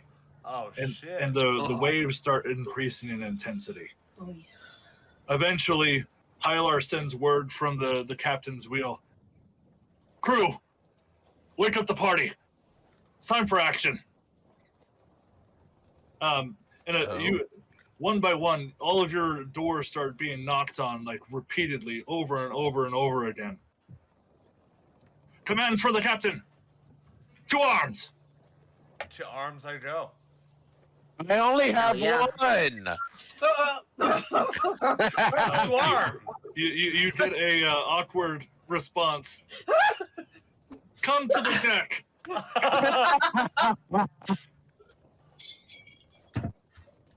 Yeah, As Aslan, as you open the door, you get a very awkward salute from one of the shipmates. As you Yes, let's past. go. Tar, go ahead. Tar, since I'm a cyborg, I can't remember, do I even need to sleep? For right now, I don't think so, but when you're fully transformed, you will. So as of right now, I will say no. Tar was in the eyes, the nest? Is it called the nest? What's it called? Crow's nest.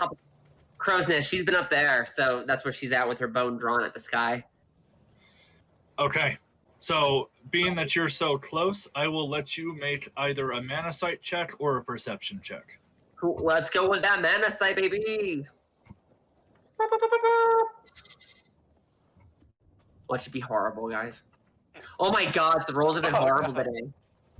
What you got? I feel that. Let me see. That's gonna be 9.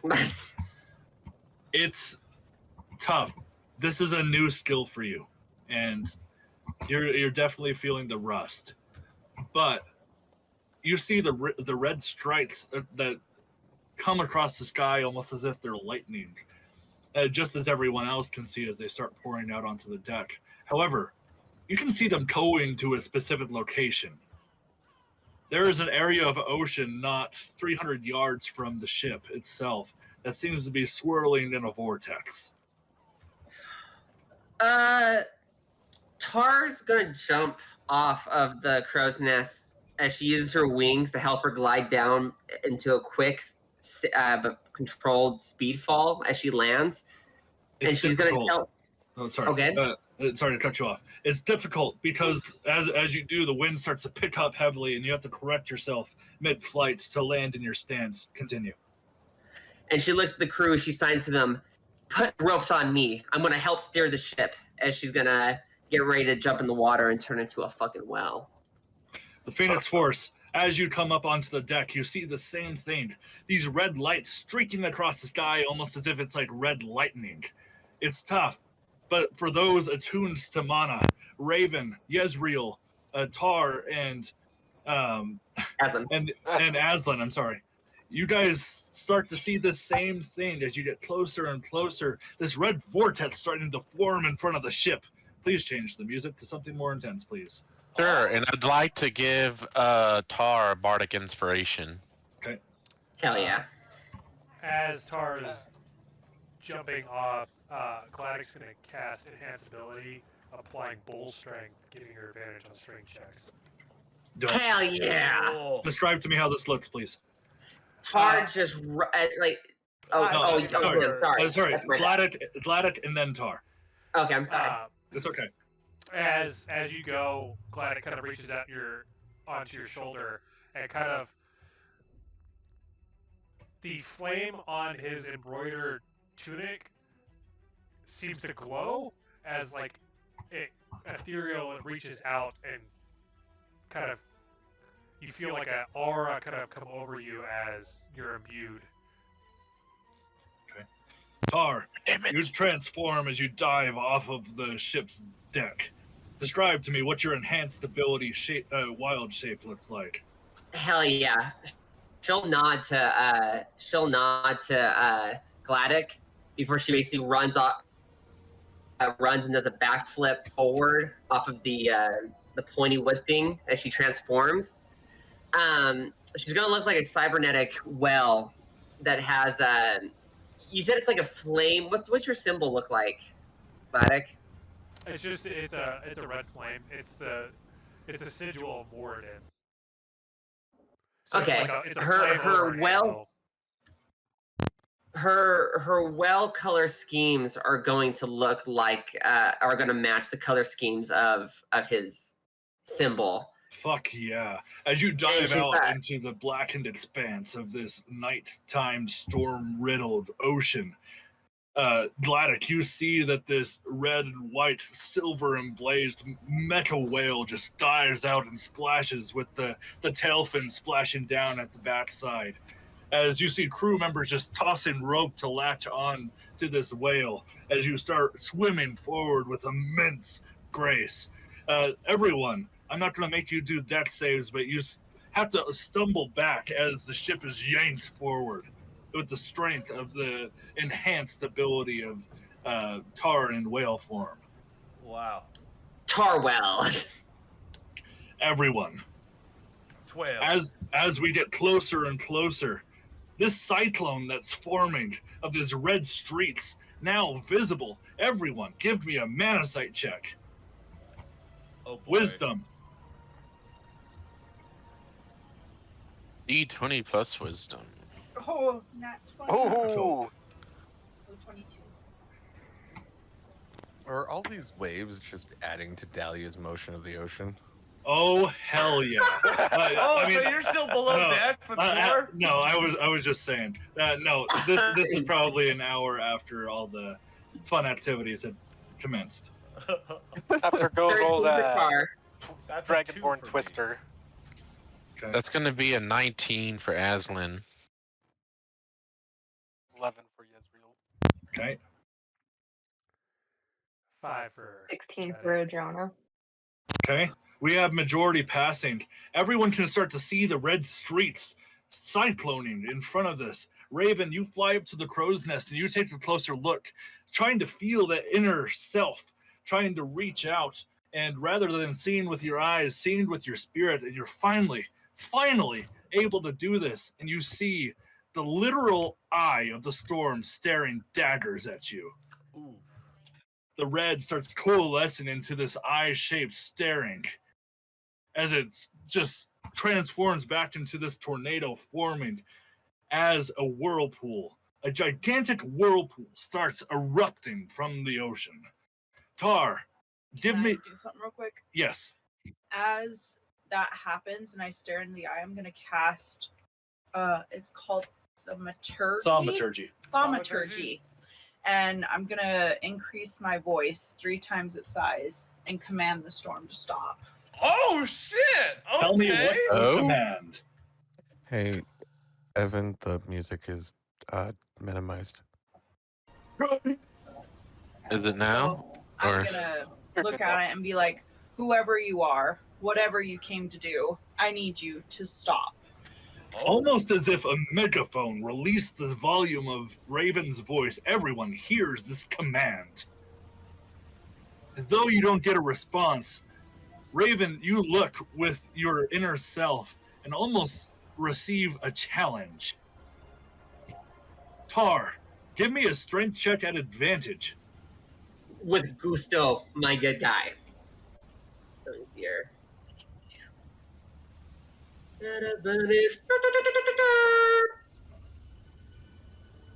Fuck yes, 21! Nice. Fucking pull Okay. that ship. Everyone, you start to feel Tar go into 5th gear, like just swimming against the tide. Tar, you're unable to pull the ship out of its current, but you're able to swim along with the whirlpool, almost as if you're in Pirates of the Caribbean 3. Yes, dude. Fuck yes! Hell And yeah. she'll make, well, every time her mouth slightly comes out of the water, she's gonna make loud well calls and protest to the storm. Nice. Everyone, no mana sight required. As you all enter this whirlpool and have to steady yourselves as to not fall in, a couple crewmates fall overboard. I reached in a hand out for one of them. You're not able to, but if you use your whip, you can grab them just in time. I'll use my whip on one of them. It slices their legs open, but you're able to latch on and grab, pulling one of them up onto the deck. So, with no mana sight required, you guys see this very similar looking eye in red vapor looking at the group as a whole. Fuck. The eye of Vecna stares at the souls within yourselves. Look, it's his eye. Oh. The boat continues to go round and round in circles. Everyone, tell me what you do to protect the ship, the crewmates, and each other.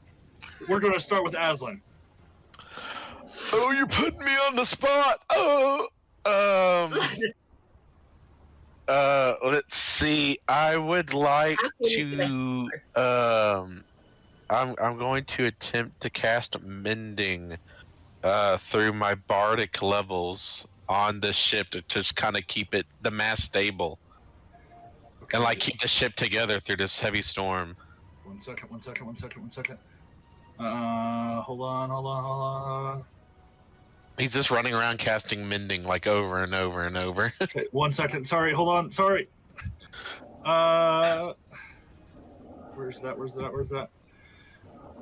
Aslan, as you begin to cast Mending, you go through the form and you feel yourself resisting the power. And then all of a sudden, you feel this urge within yourself, a fire burning within inside, wanting to heal the world around you. Aslan, you use Restorative Touch as the power it screeds through your form, manipulating the mana around you as you start repairing the ship with your power. Hell yeah. Cool. Oh. Adrona, what do you do?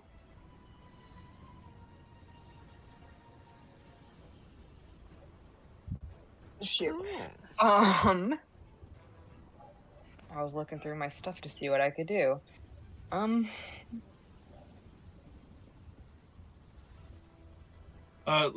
So Adrona, you see that there are several members that are holding on to ropes, just trying not to get thrown off through the wake and the wind of it all.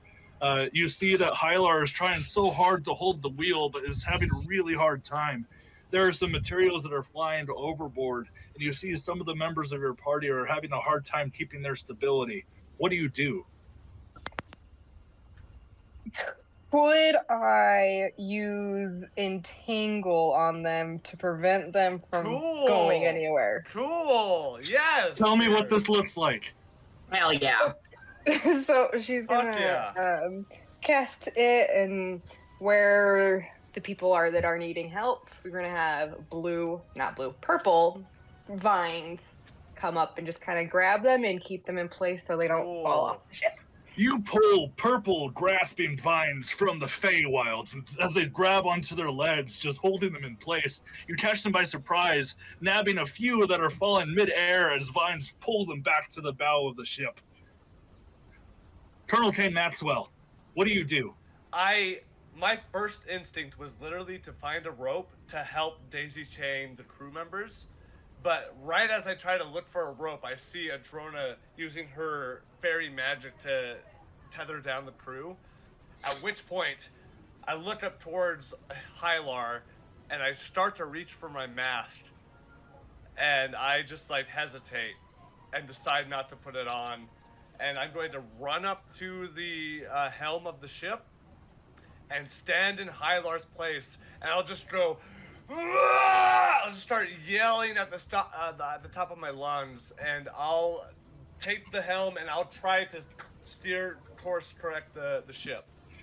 The ship was going slowly weaving closer and closer to the eye of the storm within this whirlpool, and Hylar gives you a panicked look.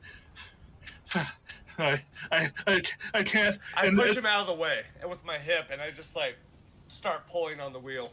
Hylar stabs his dagger into the deck as he watches as Cain, you hold this massive weight of the wheel trying to pull against your might, but you will not relent. Dahlia, what do you do? Man.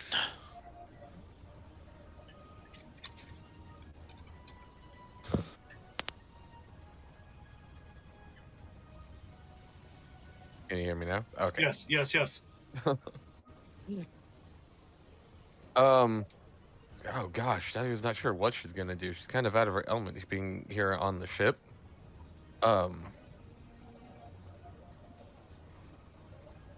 If anything, she's gonna run up and help the colonel just hold it, both their strengths. Cool. She'll rage too. Cool. Cain, it proved to be a tougher battle than you realized to hold to hold the wheel shape, and the fact that Hylar was able to hold it for as long as he did was a testament to how much he's grown. But as soon as Dahlia comes on, it's almost as if you hear the wood start to creak as it rebels against your force. Fuck, yes. But you're able to turn the ship just slightly ajar to get closer and closer up and out to eventually course correct out of this whirlwind. Yeah, and we're like, our muscles are fucking bulging, dude. Gladdek. Gladdek is going to position himself on the ship to kind of encompass as much as he can as he casts Calm Emotions to remove any fear of the crew and rest of the Fuck party. yes, dude. Describe to me. Hell Morden yeah. is calling out, almost crying for Gladdek. You need to use your power. Give what I have bestowed upon you, you hear within yourself. Describe to me how you calm the emotions of those around you in such a high tense location. You see Gladdek stamp his hammer into the deck as he yells out, Morden was with us! Be at ease! Fuck yes. Hell yes! I'm all about this. The panic screams of the crewmates that are attempting not to fall off immediately find a sense of calm and gain vigilance within themselves as they pull themselves up and go to their tasks without fear, knowing that Gladdek is by their side. Raven.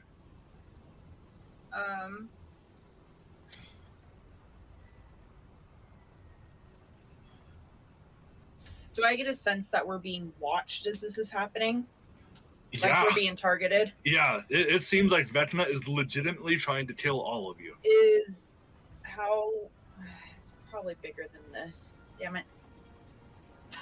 I was thinking of casting Minor Illusion along the front side of the ship. Do you have Major Illusion? Oh. I don't think I have that. Unless it's in my big spell list. It's a 5th level. Yezreel also has Minor Illusion we could possibly combine. Oh, okay. You could you could use modify memory on some of the crewmates. You could do there are some other illusion stuff that you can do here. I know. For the sense of cool, I'll let you use Minor Illusion for now, but we'll look into your spells later after tonight. Describe to me what you want to do. Pretty much, after saying what I did, I go to sweep the sky to create an illusion of like just a blanket of cover. Okay. Of almost invisibility, but not. It just looks blending with the current scene at this point. Okay. Raven, you sense the mono within the air, and although you cannot manipulate, you can try to force your will upon it. You use your Minor Illusion, but you're able to amplify it to another level, just trying to hide the ship from the visage. And it's almost as if the sea around the general vicinity calms, almost not detecting your presence any longer. Tar. Interesting. Tar Yeah, is what's she doing, just baby? she is in her own way doing an improvised rage because of the buff that Gladdek gave her, as all of her well veins are like all popped out, especially in her tail itself. as she is just blindly moving with all her might forward. Yes. Yes. Staying in fifth gear. You stay in this high caliber of speed that this size of monster is not allowed to move, but yet you persist. Whether it's your methodized self, whether it's your enhanced abilities, or your sheer force of will, you're pulling this ship regardless of the state of your own being, and you do so without falter. Yezreel. Yezreel will cast Featherfall on anybody who's still like falling and didn't get caught. That's help break their fall, as well as will run up to the helm of the, or not just helm, using his proficiency in water vehicles, he'll start to change and move the sails as much as he can to help give us that little bit of extra boost just to get out. Yezreel. 3-on-1. There are several people that, though their emotions are calm, you can see the panic in their movements. As you give Featherfall to everyone around you, though they're still falling, you're able to give them that brief moment of stability where they can correct themselves and they can continue their tasks. You captain this ship as if no one has ever done before. You manage the calm. You are able to manipulate the crew in a way where they have never felt such inspiration. They're able to raise and lower the mast at specific air currents that you can feel with your sense. As we all continue riding round and round this whirlpool. Eventually, anger flashes within this eye. It closes as red lightning just strikes down and down as the whirlpool gets stronger and stronger. As this sudden white streak of light is emitted, the eye disappears. Tar, Yezreel, and Aslan, I want you to give me a rule of cool D20 roll. Oh, say less. Oh, that's mana action, yo. I'm gonna use my Bard inspiration on this. Okay. What's the roll for that? It's a Just a D6. D20. A D6 for the Bard can. Oh, Ah, damn. It went off from a 19 to a 2. it's okay. It's okay. 18. Even low rolls are cool on the rule of cool. Yezreel, what was yours? 8. Everyone. The whirlpool is still happening. The red light has been completely extinguished as this white-blue radiant light is now visible to everyone, including the crew. As Yezreel, Tar, and Aslan, you all look to each other.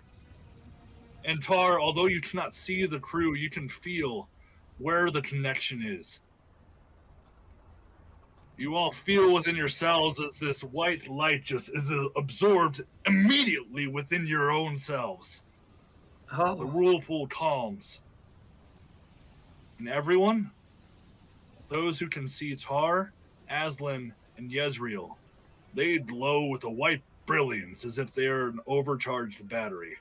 Welcome to the world, Mana Weavers. Fuck yeah, Tar's gonna let out the biggest fucking well call that she can. Wow.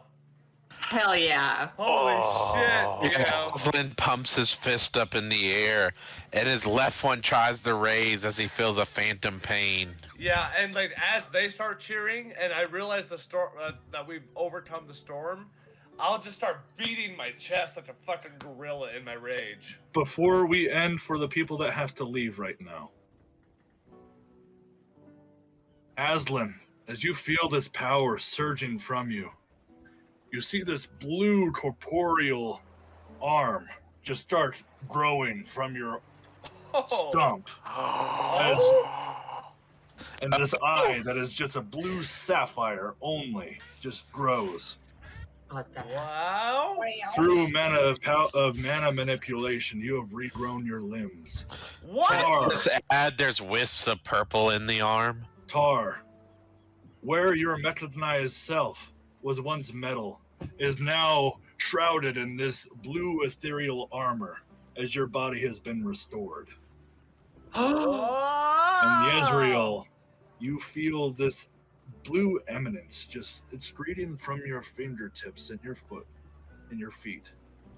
Almost as if you can move much easier now that you have managed your manipulation. We will continue on for the rest of the party, but we're going to take a quick break as we let those who have to leave. All right, so we are going to continue on here as everyone notices this almost like explosion of light power that Raven, you have felt twice before. Being able to manipulate mana in such a way that your body becomes a battery. You see, exactly, a conduit. You see within your parties and can almost relate to the power that they feel at this current time. The whirlpool subsides, and Tar, you continue to pull, and you go at an incredible speed. Now not being halted by the whirlpool, it's incredible the amount of like speed you're able to pull the vessel going forward. In fact, the mast is, they have to roll it up because it's honestly just pulling you back. Yeah, she's giving it all she got to get them where they gotta go. So she'll let out well calls every so often. It's still nighttime, and you feel the spritz of mist as like the speed at which you're going when Tar's tail flaps down onto the water. Like a spray of mist goes onto the bow of the ship. So there's a almost a cold twinge to the air as you are all constantly just a little bit wetted by this mist, but things start to calm down. You don't feel the waves as much going this quickly, and the clouds start to clear up. The further and further that you get, the clearer and clearer the sky gets. Tar, the 2-hour mark reigns in, and you're going to have to come back onto the ship, because I'm pretty sure you're out of wild-shaped charges for the day. Yeah, she comes up, she kind of like slowly climbs up. But what she'll do is she'll actually do like a backflip in her well form, as if she was gonna slam down on the ship. Cool. As she'll de-transform and do another superhero landing. Nice. Feeling like the weightlessness of your limbs now that you can manipulate how your body feels, not feeling that extra weight of the metal, you're able to perform acrobatic feats you were unable to prior. You land. Everyone, things have calmed down. The mast has dropped again, and you're able to sail at a pretty quickened pace as the wind is in your favor. But the sea starts to calm. You can see a sky full of stars. And the night is yours.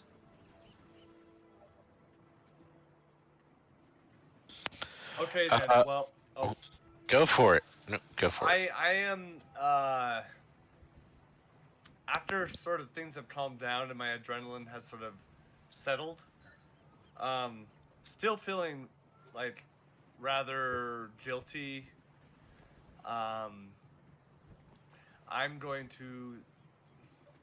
I hate to do this to you, Dahlia. I'm going to go back to Dahlia's room, or wherever she may be, and find her to strike up a conversation. Dahlia, you can say wherever you're at. I'd say at this point about 2 hours have passed since the whirlpool, and things are starting to calm down where people can start going to bed at a reasonable rate. So wherever you want to be.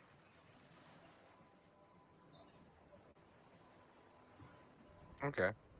I think at this time she'll just be in her quarters. Will you still be with Gore? It depends. What happened to Gore? What did he do? Gore was unable to do anything and she had tried to go up with you, but was too weak. Yeah, we'll say she's taking a nap right now. Yeah, so she's in the room, but is passed the Sleeping? fuck out. Okay. I'll just very politely and quietly knock on your door, Dahlia. Because it's well into the night now, and everyone's tired after that whirlpool encounter. Dahlia will answer the door and say, "Oh, hello." I'll sort of peer into the room and see Gore sleeping. Is now a good time? Oh, it's fine. What can I help you with? Come in, please. Cain looks nervous because, though Gore seems to be sleeping, he's kind of concerned initially, so there's some hesitation as you invite him in.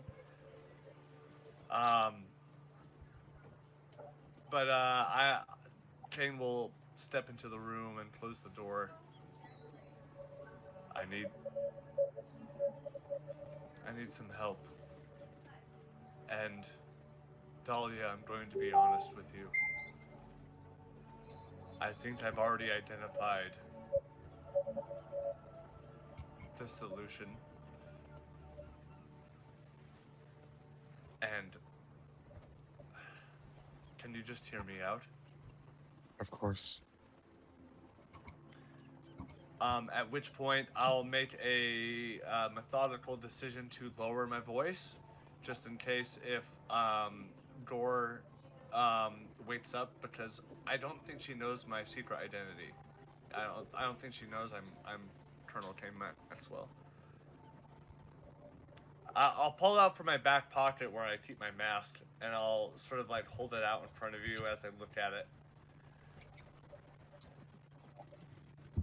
I know in this world, as a hero, evil will triumph. That's why I answer the call. I know sometimes the good guys have to lose. But Dahlia, if I'm going to be honest,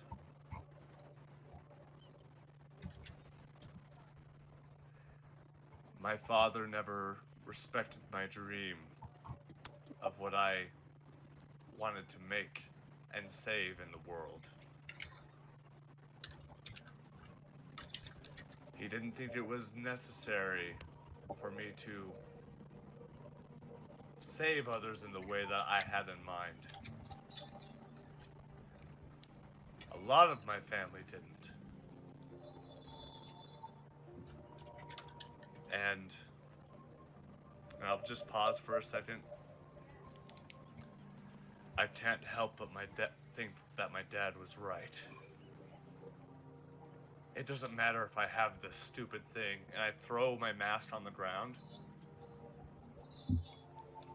When the world asked for my help, I couldn't answer the call. We couldn't answer the call. And it makes me wonder, why? Why do I even try? Clearly my father saw something inside me.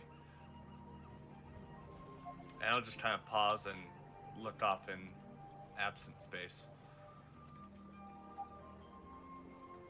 Dahlia bends down and picks up your mask off the ground, and she kind of holds it one side in each hand as she kind of twirls it and looks at it. She says, "Cain, you wield a flame tongue weapon, do you not?" Dejectedly, I'll answer yes. Can I tell you something? Growing up, we believe that weapon chooses us. We don't choose it. that as long as we wield that weapon, destiny, greatness always calls upon us.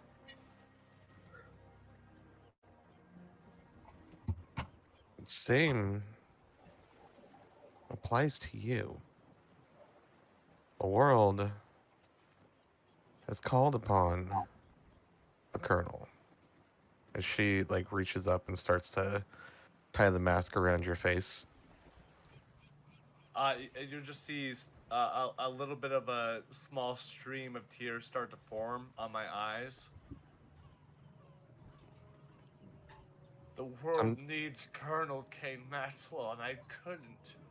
I didn't have enough in me. And I just do a little small weep before my masculine sort of demeanor sort of starts to kind of push that down. We're not superhuman. We're not beyond this world. We can only give what we have to give. And that's more than what a lot of people have to give. But as you sort of haphazardly start to tie my mask on, I'll sort of pull it off. How can I do that? If I'm just a man, no matter what mask I put on. And maybe my father was right. No. Where is your father now? Back in Airolas. Back in Airolas.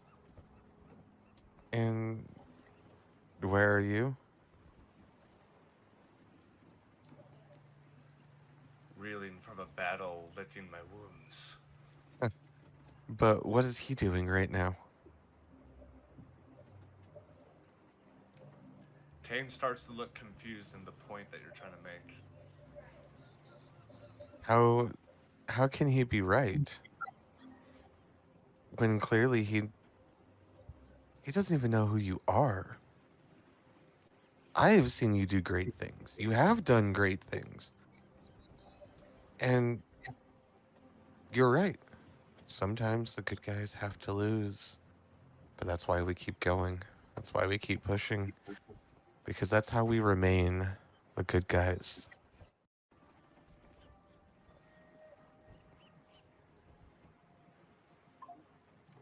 Cain just kind of looks down at his mask that he's holding in his hands.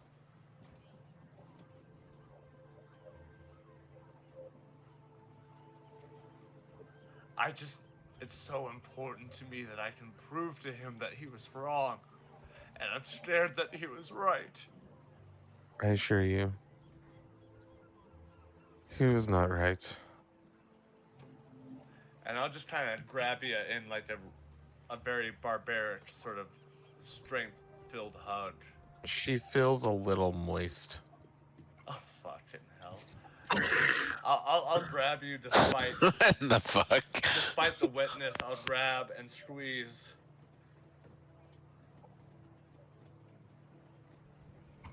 You're strong, and you're great, and your father was absolutely wrong.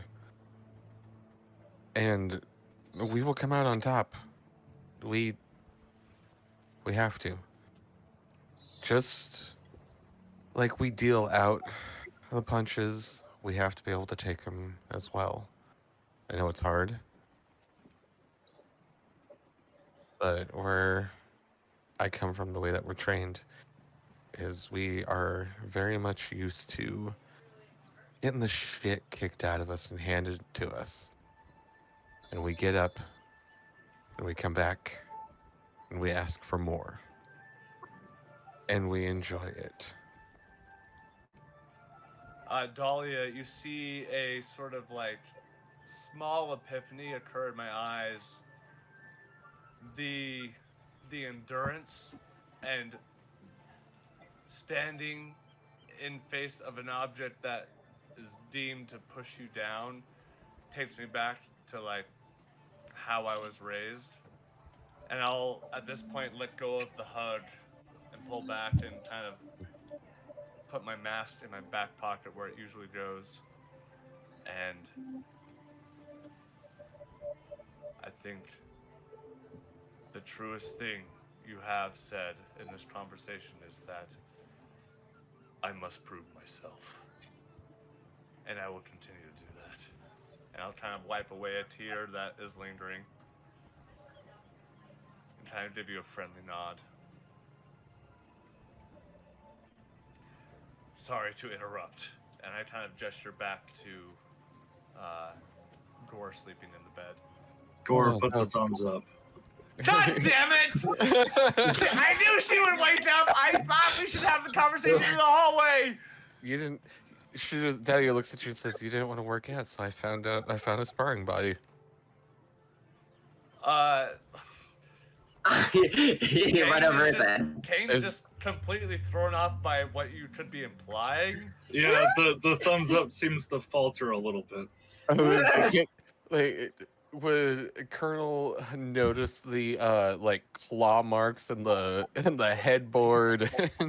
Only if he chooses to look, but it's hard not to notice. I would say by the time Gore starts to lower her thumb is when I notice that this room is slightly in disrepair. I'll just look at you. Dahlia, thank you. I think it will take more than this conversation, but it's what I needed to hear. And I'll just like politely give you a bow, and then give a small wave to Gore, who may or may not watching me. And she'll usher you out. Like she'll see you to the door and see you out, but as you're like walking through the threshold, she'll kind of just like give you a smack on the butt, like, "Go get him, Tiger." It falls on limp cheeks. But Limp fucking cheeks. Jesus Christ. That's so funny. All right. Is there anyone else that wants to have any other conversations before we fast forward this journey? How long will the journey be? We're going to be sailing for 3 days, but we will fast forward it to arrive to our destination before the session ends. hold on. Don was first. Sorry, Don. There's a couple. I was thinking of one with Cain and one with Aslan, but I don't necessarily need to go first. And it definitely was like maybe the Aslan one that night, but the Cain I feel like is probably a day or two. Okay, so we'll go Gladdek, then Tar, and then Aslan. And then back to Gladdek. Exactly. Right. Okay.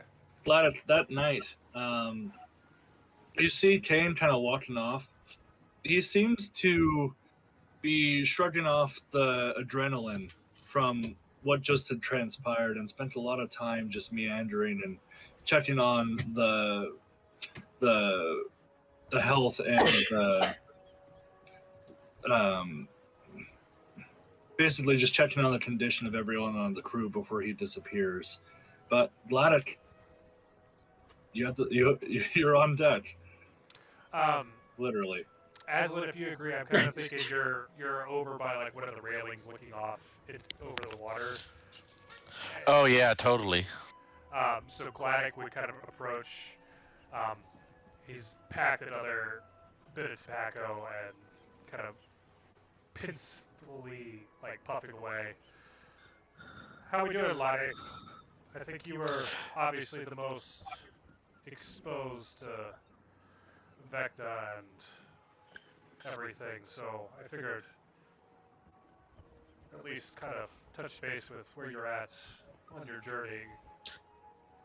Yeah, you coming up kind of startles him as he was smoking a joint of goblin bush. Fucking almost completely inhaling the joint whole, like almost choking on it. He's like, hello. Yeah, a plume of smoke comes out of your trunk, and it burns the entire way down. Yeah, that's kind of where it was held. He kind of like almost squinches his nose I don't know, flaps together to hold the joint as he catches the joint back.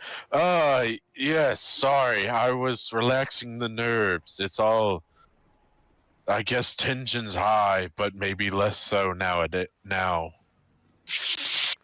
As he just pulls like a big drag. He's attention. He's.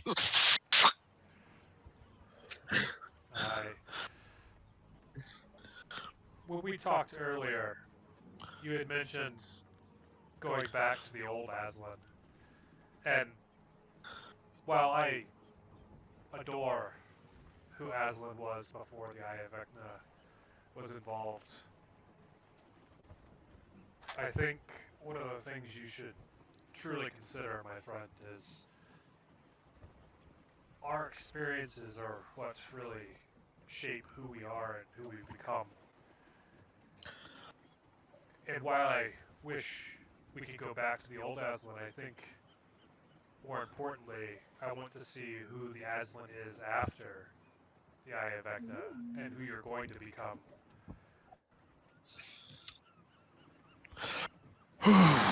As he like puffs out a large, like some puff of smoke after holding it in for a moment. You know, I think I said that in a moment of hurt. The Aslan I am now is the Aslan I'm going to be currently. I mean, I can't just go back to the past. A lot has happened since then and now, and like you're saying, I guess I'm more minted in the sense of physically I look like I used to, but mentally I want to focus on the things that I really deeply cared about. One being the party, and two, just helping people, saving this world from Vecna. This whole endeavor of getting through the storm and everything really has opened my mind to the possibilities that lie out there. I never thought I'd have a spectral arm, as I don't think you can even see it, as he like wisps his nub in the And that's what you think was in the weed? Vlad, you try your hardest. Yeah, you try your hardest to see what he's trying to do, but it just looks like he's trying to wave down a taxi without an arm. I don't know if the goblin bush would help you see, but I'll hold for now. Well, I'll take your word for it, but I'm glad to hear that you're excited to be more involved in the world around you. No yes, offense, I'm very involved as he drags another puff. It seemed the old Aslan was a little bit more passive, and I'm glad our journeys have shown that being an active participant in the world is a vital way to help it grow and become better. You know, honestly, I've been thinking about that. I've been alive for over 100 years now, and honestly, I've always taken a passive role to this journey in life. But now I find myself wanting to be active in it, make my own stamp in the world, as they say. And honestly, I can't wait to see the stamp we all make in this world together. I love all of you. Indeed, my friend. I'm glad that you're in a lot better place than I thought you were going to be when I started this conversation. And I look forward to being a companion with you on your journey forward. Of course. Maybe one day we can venture to your homeland. I've never seen a dwarven kingdom. I'd love to see one. If Cain has any inclination, I'm sure we're going to make our way that way, because with what's happened, we're going to need everyone we can get. Well, as I will say to anybody, and I mean this wholeheartedly, you have my whole body and spirit in your journeys. Thank you. He'll reach out, kind of give you a pat on the back as he goes down. Aslan, as he pats your hand on the back, you feel this red, almost orangish twinge of warmth excrete from Gladdek's hand. Gladdek, you have no idea what he has felt or that he felt anything, but Aslan, the warmth and the love that he is excreting, you feel within yourself.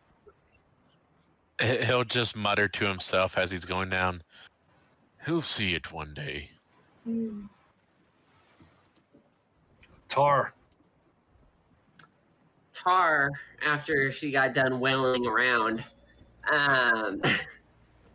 she's going to look for her wagon. It doesn't take much looking. Oh shit! You go into the cargo bay, All the wheels and are broken. and from what Hylar, or at least you heard from the messenger that had told Hylar, had said that Hylar told him about, the wagon is actually in pretty decent repair. It did take some pretty heavy damage to the main caravan. Parts of the roof were torn off, and a couple of the spokes on the wheels are ruined, but it's completely fixable. And your forge is more or less intact. Your forge is formed from hardened mithril. It was not phased at all. It's just some cosmetic damage that's happened, and it may not be suited for travel, but with a little bit of elbow grease, it can be fixed before you arrive. She gently glides her long dinky nails of her one actual hand that's not cybernetic, as she just sighs with relief that just even a little bit of this is still around. She'll spend the night casting mending on her wagon to fix it up, and she'll be spending the next 3 days. If anyone wants to talk to her, she'll be there, but she'll be melting all of her damaged armor and working on the schematics for her new identity. So I'm gonna say this in meta-wise, just because we're all pretty unfamiliar with how Mana Weaver works. However, once you're able to discover some of all three of your guys' inert ability, talking to Aslan would make this endeavor a lot easier. Oh. Life Wardens have a specific little aid that they can do when repairing objects. That's good, because I wanted to talk to her as well. Oh, perfect. Then I'll just wait for them to come to me then. And then, I'm sorry, remind me of your pet's name? I can't remember. Oh, Toka? Yeah. Toka, lunges off of your form, and you're almost, halted back a little bit. As Toka, immediately goes and looks for his, completely scratched and stuffed up bed that was hidden underneath the forge, and, pulls it out and immediately goes to sleep. She just smiles. She's glad Toka is safe. What a survivor, she says in her head. Okay. Is that all from you, Tar? Yep, she's been, ever since she adopted the name Phoenix, she knew it was time to rebuild her identity. It's been on her mind for quite some time now that she's willing to get this whole blacksmithing wagon back up to par for work. Okay. Now, Aslan. Hold on, Raven still needs to go. Okay. Sorry. She said she's fine. Oh, okay, Aslan. okay. Aslan would find Tar during this voyage. I'm guessing working on her wagon. Yeah, I and assume so. And finding her hard at work on her hobbies brings a smile to his face, as he'll kind of gesture over to her to take a break with him. As they sit down, I'm guessing the wagon's in a storage area on the ship, or yeah, it's in the cargo bay. Okay, as they sit down on some boxes together, how are you feeling? Tar! Logically. Wait, what would you say? I mean biologically, mentally. Tar she kind of puts her hands on her knees. Her legs are she's kind of like in like a very domineering stance, and she's kind of thinking to herself. And she kind of scratches her chin and goes. She signs and tries to speak as been practiced. I'm okay. I do not like that we lost. I do not like that Lotus is missing and nothing we can do to help Dahlia. I am getting better with myself, becoming me again, and pursuing who I am now. Much better. She nods approvingly. I'm glad to hear that. I was gonna say how you specifically were feeling, but you beat me to the punch. I wanted to see, with this newfound mana power, I've been learning more about myself. I'd like to resume our project of restoring your organic body, if you'd like. Oh, she nods rapidly. Please lay down. I've been wanting to try something out. Yeah, she'll scoot two crates together and lay on top of it. No, because she's 6'3". She scoots 3 boxes together.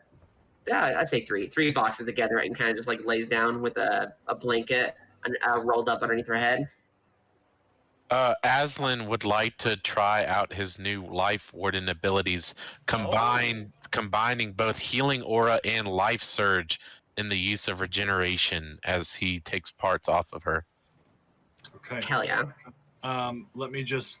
I have to pull this up. I don't have it memorized to.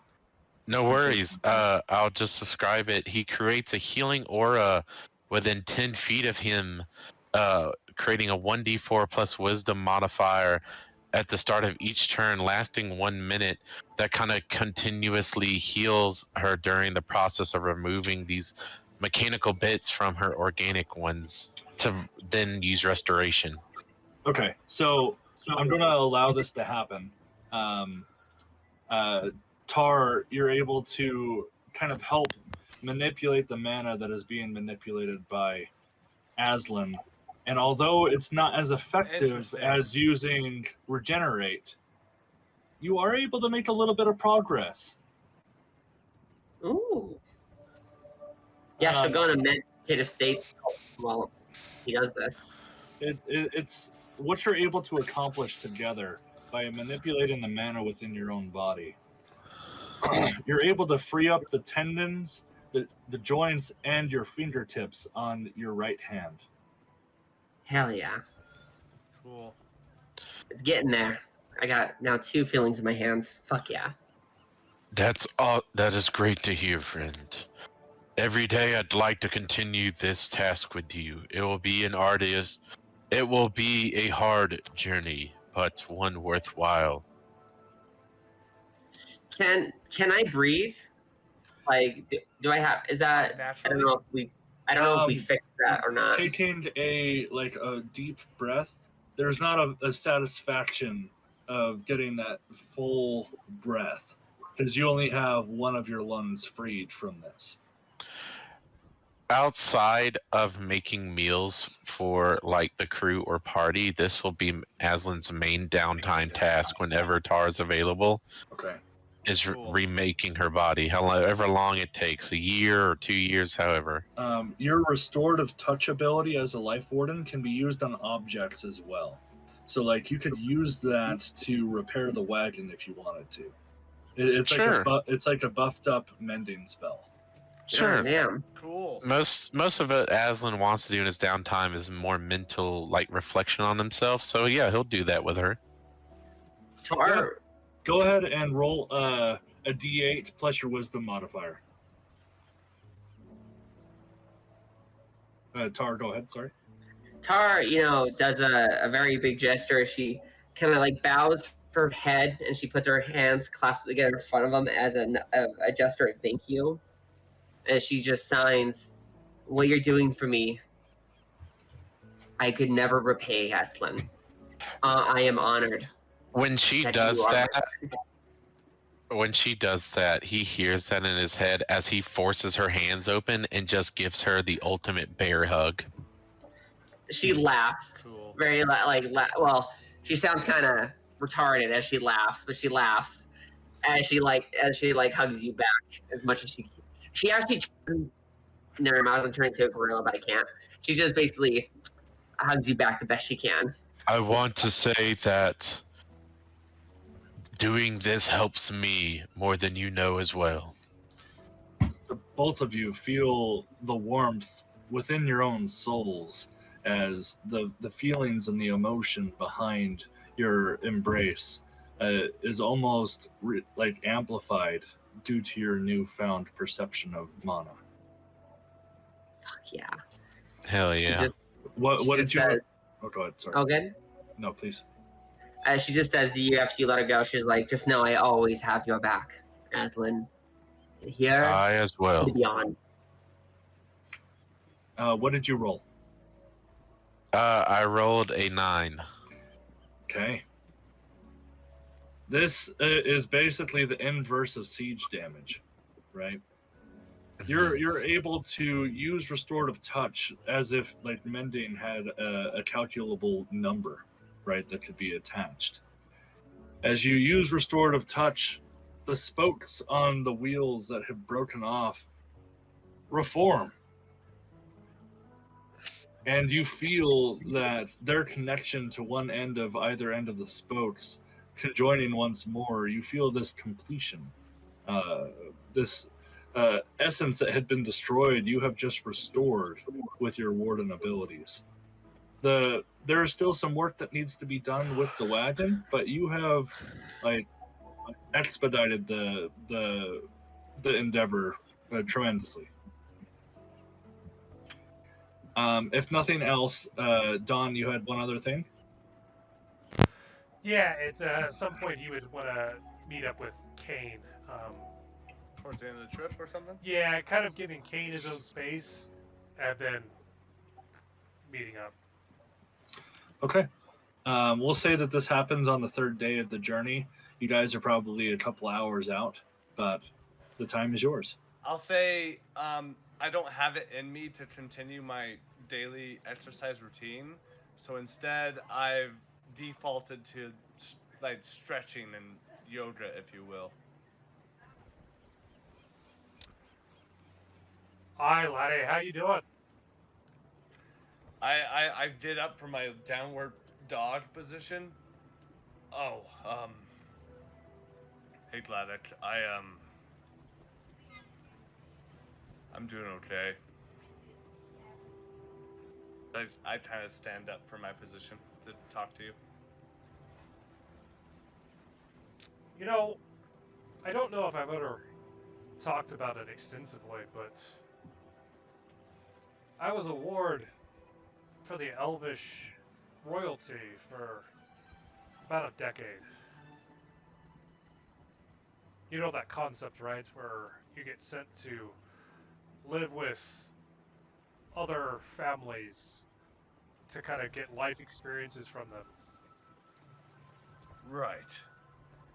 So I was trained in the royal ways from the Elvish perspective and see their insights kind of help me grow in a way that my father and, I mean, for that matter, any dwarfs couldn't provide inherently. The reason I bring it up is, while you didn't necessarily get sent to me as a ward, I've always considered you to be my ward. And it was my job to help you learn about the world in a way that you would have never gotten from your village. I just furrow my brows as I listen intently. At the end of the day, being a ward is supposed to help you grow because it forces you to be in situations you never would have been. When you think about it, if you hadn't come to the Dwarven City, the likelihood of you being on this boat right now is non-existent. I'll nod my head in agreement. Which means that Vecna would have risen just the same, if not even easier. At which point I'll break eye contact.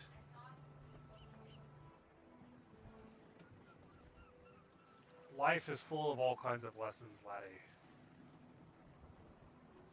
And sometimes accepting that what you can do isn't always going to affect someone else or something else. That doesn't mean you failed. It's just part of life. What you need to do, and what I need to do, is reassess what I can bring to this world that makes a difference. Yes, we need to stop Vecna. But does it need to look the same way that we went about it? Obviously the answer is no, because we would have failed if we keep doing it the same way that we did it originally. Maybe it's time that I accept that bringing the Dwarven Kingdom into the fold and accepting what Dowler's already told me he wants me to do is the way forward. I'll kind of look a little surprised, realizing that you may have had more growth in this dimension of thought than Gladdek has. He'll kind of look at you in the eyes.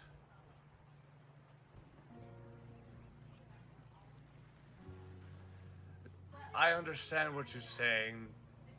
Regardless if I had gone to your kingdom or not, Vecna would have risen. But I was not prepared for the level of loss. I knew evil could triumph, but not in this way, as I kind of like gesture to the world around us. Well, laddie, I think that's the tough part of any conflict is until you see it, there's no way to know what could happen.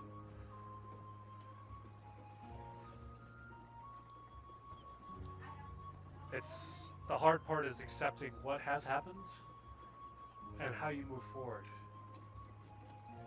Maybe for you it's accepting that Colonel Cain Maxwell and Cain Maxwell are the same person. And if anything, splitting your personality between these two personas is diminishing your strength. Because instead of putting it all in one effort, you're splitting it between two separate efforts. Cain just gasps, his mouth open just enough to take in the response. This is not something that Cain's ever considered. Up until this point, he thought it was up to most importance that this divide was created. And he just looks at you. Maybe I do have. Maybe I have to bring the two worlds together. I just feel so weak as I just kind of lose my gusto and drop my shoulders. Well, laddie, I think that's all of us feel right now. The wind was literally ripped out of our sails. But part of being leaders is continuing on even whenever times are hard. No one's going to fault you for shedding a tear or, vocalizing that it's going to be tough.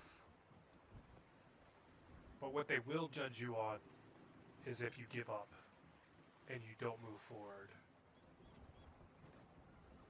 Remember, this is the same things that we discussed with Yezreel whenever he was second guessing whether or not he could lead us as a group. It didn't matter what decision he made, it was whether or not he was going to move forward afterwards. And that's where we're at, laddie. At the end of the day, I'm not going to tell you what to do or what to think. But I'll tell you from my experience, these are the things I have to weigh and choose how I proceed every day.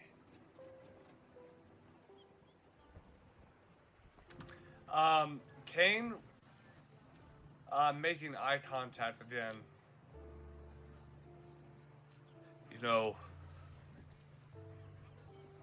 my initial attempt to vent the confused feelings I'm experiencing. My instinct was to go to someone else other than you, Gladdek. Because I knew the answer I would get if I talked to you about this. But what I quickly discovered after talking to Dahlia, this is a shared wisdom. And maybe not now, but I'm starting to realize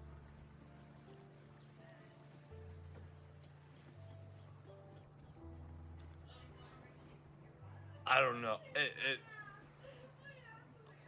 It's more important of what I can do and what I can't do.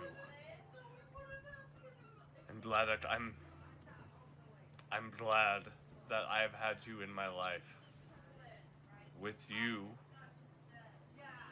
I've grown into a stronger and mightier hero than I've ever been able to. And sure, that's my dedication and my hard work. But it's from your wisdom and the wisdom of the group that I'm realizing it's more than just what I can achieve physically.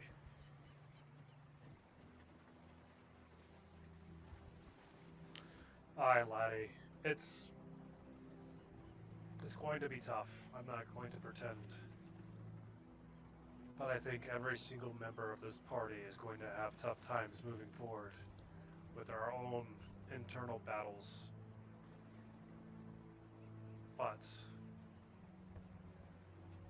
while you're not part of my family as far as relations are concerned, I consider you a son, and I'm proud of what you have done and who you've become. You see Cain's lip quiver, not producing any tears. You get the sense that this is a sentiment that Cain really needed to hear. But will remain silent as he looks up at you and nods. Well, anyways, Lottie, he's gonna pat your back because he's also you could tell that it was starting to tear up, and he's gonna cut it off there. I think your form needs a little deeper. Yeah. And I go back into downward dog, but more in a exaggerated pose to compensate for whatever Gladdek's talking about. The camera pans out, riding waves of mana streaming through the air as the sea salty tinge just wails everyone's senses. It swirls round and round, rises up to the sky as we end the first session of Rise of Vecna. Looking beyond the horizon, we see one of the lookouts in the crow's nest shout in glee that they survived the journey and you are approaching Airolasian docks.